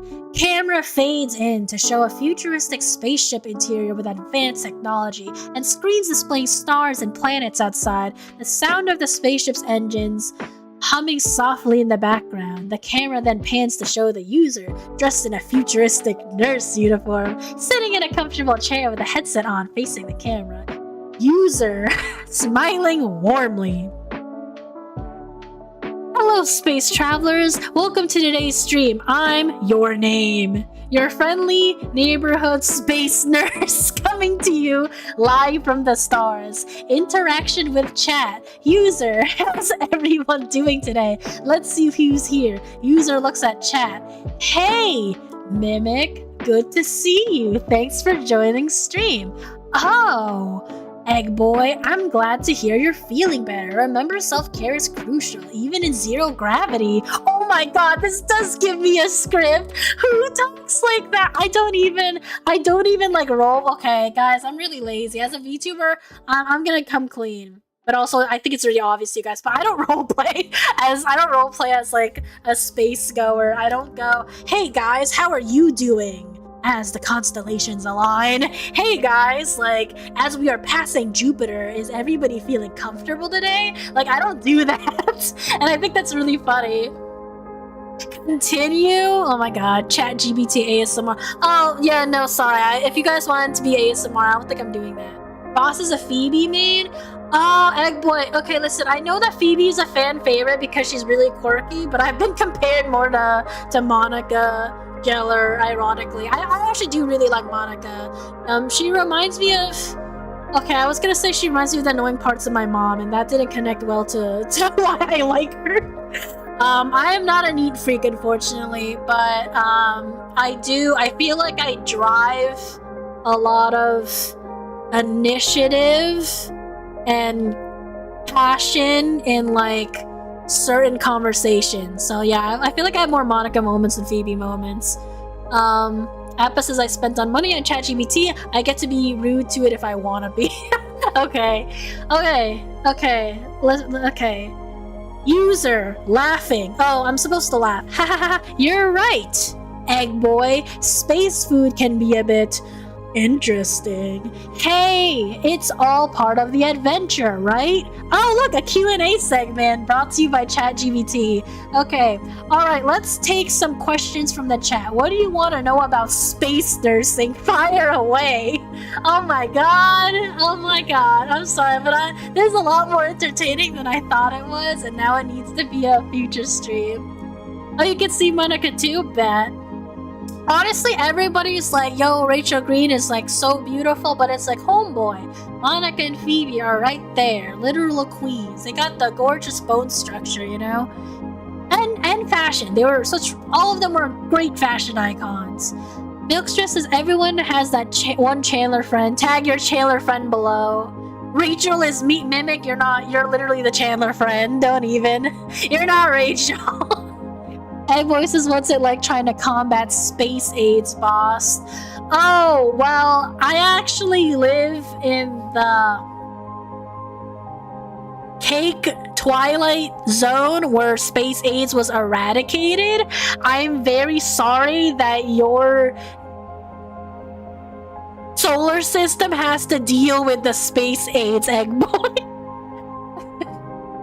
Okay, so according to ChatGPT, one of the questions from chat is, what's the most challenging part of being a space nurse? And I'm like, that's a great question. I'd say the most challenging part is dealing with the Whoa, this is actually... ChatGPT, you're clever. Okay, so dealing with the isolation. Space travel can be lonely, and it's important to find ways to connect with others. That's actually really true. Not that I am literally in space right now, but can you imagine if I was streaming in space and like I hit a zone where it's like I'm like not around any friends at all? Luckily in the Seas lore, some of the homies live on the spaceship, so am I really alone? No, I have my friends who I occasionally want to strangle every now and... No, I'm kidding. Anyways, yeah, space travel can be lonely. In parentheses, storytelling. Boss eradicates space AIDS. Goated. Thank you. The validation is like, you know, it's my space food. It's not my regular food. It's my space food. Apis is not gonna lie. Mimic is both Ross and Chandler. I see it. No, actually, no. I see more of a Chandler. I actually see Orc. Bright Green Orc PNG tuber. He's another friend of mine who's also my VTuber group. I see him more of a Ross Geller main, because if you don't like his anime, he's gonna stubbornly yell at your face without blinking his eyes on how you need to watch it. And so yeah, like there are times I want to uppercut Orc, and there are times I want to uppercut Ross Geller. But don't get me wrong, I still love Ross Geller. He's like one of my favorites, you know. I would say like Ross and Chandler were like my favorite characters, and Monica, but like when I rewatch Friends, I'm like, God damn, Ross, you are so selfish sometimes. It's like crazy. And interesting, he's always listed as like the doofy boy who can't get laid, but it's like when you watch the whole series, like he has a lot of beautiful like dates and like love interests. I'm like, bro, you know. Mimic says, is there a Space Charlie Sheen? Space is very vast, Mimic, so I'm sure he exists, but I do not personally know Space Charlie Sheen. The background match with Space Nurse Adventure. It does! I just realized this music's like perfect. I probably should have did more storytelling ASMR. Is Egg Boy Gunther? Oh my god, I love Gunther. Do you feel like you give Gunther vibes? I think you know what's kind of weird? I actually thought Gunther, like he had a bit of cuteness, you know, to him. Like I feel like he you know, he was like listed as like the awkward guy that like who can't get the girl, but it's like I thought he was adorable, to be honest. Mr. Frosty says, I'm still in love with Monica to this day. That makes me so happy. I love her too. I love that that's your opinion. Because like growing up, I always hear people being like, yo, my favorite's like Rachel, or my favorite's like Phoebe. But it's like, yo, Monica needs some love. Like I know she was bossy at sometimes, but like, can I be honest? I think she's just a woman who knows what she wants. And yes, she has some insecurities, but homeboy, have you seen her family compare her to the golden child? Like, come on, man, who would not have issues? Also, she was a former fatty. When you're a former fatty, you're kind of like internally a fatty for life, because like those like remarks and bullying that you grow up, it's still there, homeboy. So it's like, okay, I kind of got too passionate about this for no good reason. Mimic says, who was the downstairs neighbor? I forgot. That was only in season 1 or 2 or 1. I love that he made it to the reunion though. I got a raid from Snoogle. Thank you so much. Thank you. Eggboy says Gunther could have gotten any of the girls except the one he wanted. Ooh, that's a good way to explain, you know. Good story. Saucer says, I think it's time for me to go now. The stream was so much fun to watch. Thank you so much, Cake, for the stream. Bye-bye. Thank you so much, Sasha, and I'll answer your message soon. Thank you so much again for the wonderful art updates. Guys, again, this girl is an amazing artist. Go follow her. I don't quite know all of her socials, but I will find them out and promote this woman next time. And again, thank you so much for coming to stream. That, honestly, I'm so happy you found me here. Oh, hello, the infamous Waka Kellner. I can't read that. Oh, thank you for the follow, Sneagle. Wee woo. Monica got the grandpa. What does that even mean, Mimic? But thank you so much, Snoogle. Thank you so much for the raid. Hello, Ethereal Coriolis. I'm so sorry. Oh, thank you for the follow. But again, so sorry if I like mispronounce certain names. Snoogle raid, yay! How was your stream? Oh my god, thank you again for the follow. Thank you. Yay! But anyways, how was your stream, everyone? Like, what were you streaming, Snoogle?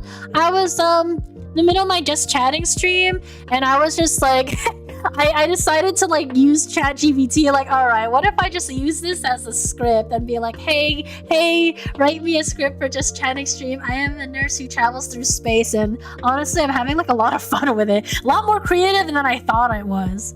Eggboy says Monica went on that mustache ride. Oh, are you talking about? Do you remember when she was like dating the one guy, Richard, played by Tom Selleck? Yo, honestly, I had a lot more fun on Monica's like dating arcs more than I did like Rachel's sometimes on Friends. The infamous Waka Kellner says, this is my curse. No one can say my name. Oh, I'm so sorry. Honestly, I can't say most people's names, so trust me, that's really just me being poo-poo brain. You actually did a good job on my name versus a lot of people. Oh, thank you. You know what's really funny? I'm gonna be real with you. If I was to give another attempt at your name, I think I'm just gonna embarrass myself. So thank you for the validation. It's food for my mental energy. Anyway, so according to ChatGPT, let me see. Storytelling. User, in parentheses, excitedly. Speaking of adventures, let me tell you about the time we encountered a space virus that had the whole crew seeing double. It was a wild ride, let me tell you. God damn, this ChatGPT is just so funny to me. Rare says, poopy brain Lamel. Woohoo! Yes, bye again, Sasha Amber. Thank you again. But anyways, hi guys. For those of you who just came in, my name is AtlasCake, but you guys could just call me Cake. I normally stream Thursday evenings at 9 p.m. Eastern Standard Time, but I am thinking about having another day to stream, so maybe Tuesday evenings, maybe earlier, maybe either 8 p.m. or 9 p.m. Eastern Standard Time. I do have a Twitter that I should really update. God damn. But you guys are more than welcome to join the Discord. I don't know if the Discord link works in my Kick chat or YouTube. I know one of them works and one of them doesn't. And if it doesn't, I'm really sorry about that.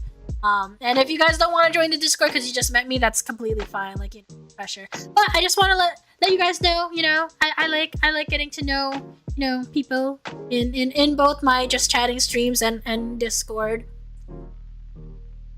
Snooko says we're vibing with some Apex tonight. Mimic says, how was Apex? Oh yeah, I'm really curious. Like, I downloaded Apex Legends a long time ago, and like I could see why it was fun, but then like I couldn't get into it. I guess probably because it was like me and like one newbie, and we were having a hard time playing just as us. Like I think it's only like 3 at most, right? I wish we can play 4 at most. I didn't really download that game. It's like heavy, I think, right? But that's nice. That's nice. Mainly I like to play FPS games, but you know, for my own streams, I usually try to just do those cozy, comfortable games, just because, you know, I like to try to stay mental health, you know, oriented. So I kind of like talking about things like self-care or philosophy and, you know, that deep stuff. Apex on Switch exists? For real? I did not know that. Is that like heavy on Switch? I imagine that it would be, right? Let me see. What else is my... Oh, I like how ChatGPT has a closing for me. User, in parentheses, waving. Well, folks, that's all the time. Thanks for joining me on this journey through the cosmos. Ooh, that's a good one. That's a good one. Stay safe, stay curious, keep looking up at the stars. Wow, this ChatGPT has the space aesthetic more than I do. It is not very often that I say, hey guys, how is life with zero gravity? I feel like when you're like a space goer and it's like the norm in your lore, it's not often that you call everything space food. Space activities. It is a corny ending. Camera fades out as the user continues to wave goodbye. Oopsie, I wasn't following script. Wait, goodbye, Cake. Come on here. Ah, the one time my arm trigger. Okay, there we go. There's my hand triggers. ChatGPT got you streamed for like 2 minutes and 45 seconds. I know, right? I wonder if I like ask ChatGPT to like stream it longer, or like, you know, what if it's for longer stream? Hold on. Can you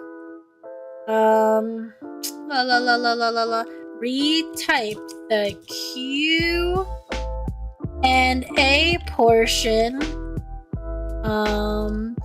but make it more quirky and space themed? Let me see what happens if like this works. Oh, I love when I spell Q and A wrong, as if that's supposed to be hard to spell. There we go. Okay, let's see what ChatGPT says. Okay. Alright, space cadets. Oh god, why do I have a ponytail? Oops, let me switch my hairstyle. There we go. Actually, let me put my bad bitch hairstyle again. My bad bitch arc. And my... Oh, that's my blush. Oh my god. My glasses. Where's my glasses? My glasses. Yay. Okay. Oh, this is a really like... Oh, this is really short.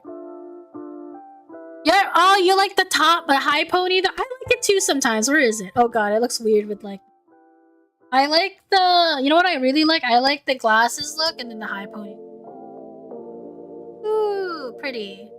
Oh, my hair, it's like, my hair's not even like in stream. There we go, it's in stream. You get to see my high pony like this, but like you get to see my double chin as well. So, you know, at what cost was this worth it? I'm kidding. Alright, space cadets, let's engage thrusters and navigate through some questions from the chat. What interstellar inquiries do you have for this intrepid space nurse? Ask away, and together we'll explore the cosmic mysteries of nursing among the stars. What's reader using chat? What's the most challenging part of being a space nurse? A stellar inquiry indeed. The most challenging part, I'd say, is adapting to the gravitational dance of different planets. Say what? The most challenging part, I'd say, is adapting to the gravitational dance of different planets. One moment you're bouncing around on a low-gravity asteroid, and the next you're feeling the heavy pull of a high-gravity planet. It's a balancing act, but one that keeps us on our toes, or should I say, in our space boots. And ChatGPT being like, how's that? I should give them praise. You did so good. Can I get more? This is really funny. Time to engage. Egg Boy says, is ChatGPT scripting the chat responses now? It's like it's not scripting the chat responses, but it's like showing as if I'm like reading the chat and like you know, reading a question out loud.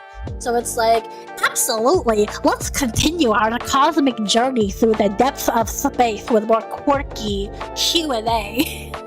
Fire up your engines and send your questions my way. User, have you encountered alien lifeforms in your travels? The age-old question. While I haven't personally met any little green beings yet, that is so racist. Ain't no way aliens are only green little cartoon creatures. So anyways, space is vast and full of surprises. Who knows what's out there beyond the next nebula? Maybe one day we'll be swapping space stories with some friendly extraterrestrial neighbors. Keep them coming! I don't know why this is so funny. Rare says so corny. It is corny! It really is! Oh my god. But anyways, so honestly guys, I'm very, very thankful for this chatting stream today. Because, like, I'll be honest, I wasn't in, like, a full mood to, like, you know, talk.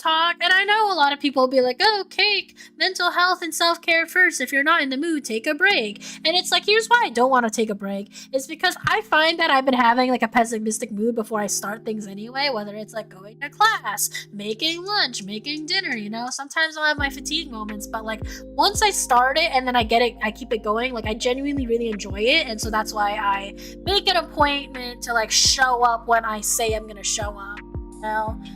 Obviously no hate to the people who, like, you know, postpone their streams or delay their streams or reschedule them. Like, obviously I'm always gonna believe it's for a good reason, right? But just for me personally, when I say, you know, I want to show up at 9, not directly at 9 p.m, but 9 in general, you know, I'll be there, you know? And so Tuesday, 8 p.m, next week, hopefully I do that. And, you know, with that being said, I think I'm gonna end chat here. You know, stream. Egg Boy says tonight was so much fun, boss. Thank you for pushing through and streaming for us tonight. Thank you so much. Thank you for your kind words, and thank you guys all for, like, staying here. Thank you guys for the ones who followed. Thank you to Snoogle again who rated me, and thank you guys for, like, the gifted subscriptions. That really does mean a lot to me because, you know, life, and, you know, it really does, you know, you guys actually do, like, help me keep my chat and, you know, my stream going, you know? So with that being said, you know, thanks again, everybody, and have a good night. Have a good day. Goodbye. Okay, why is my... There we go. There's my goodbye. Goodbye, everyone. Thank you.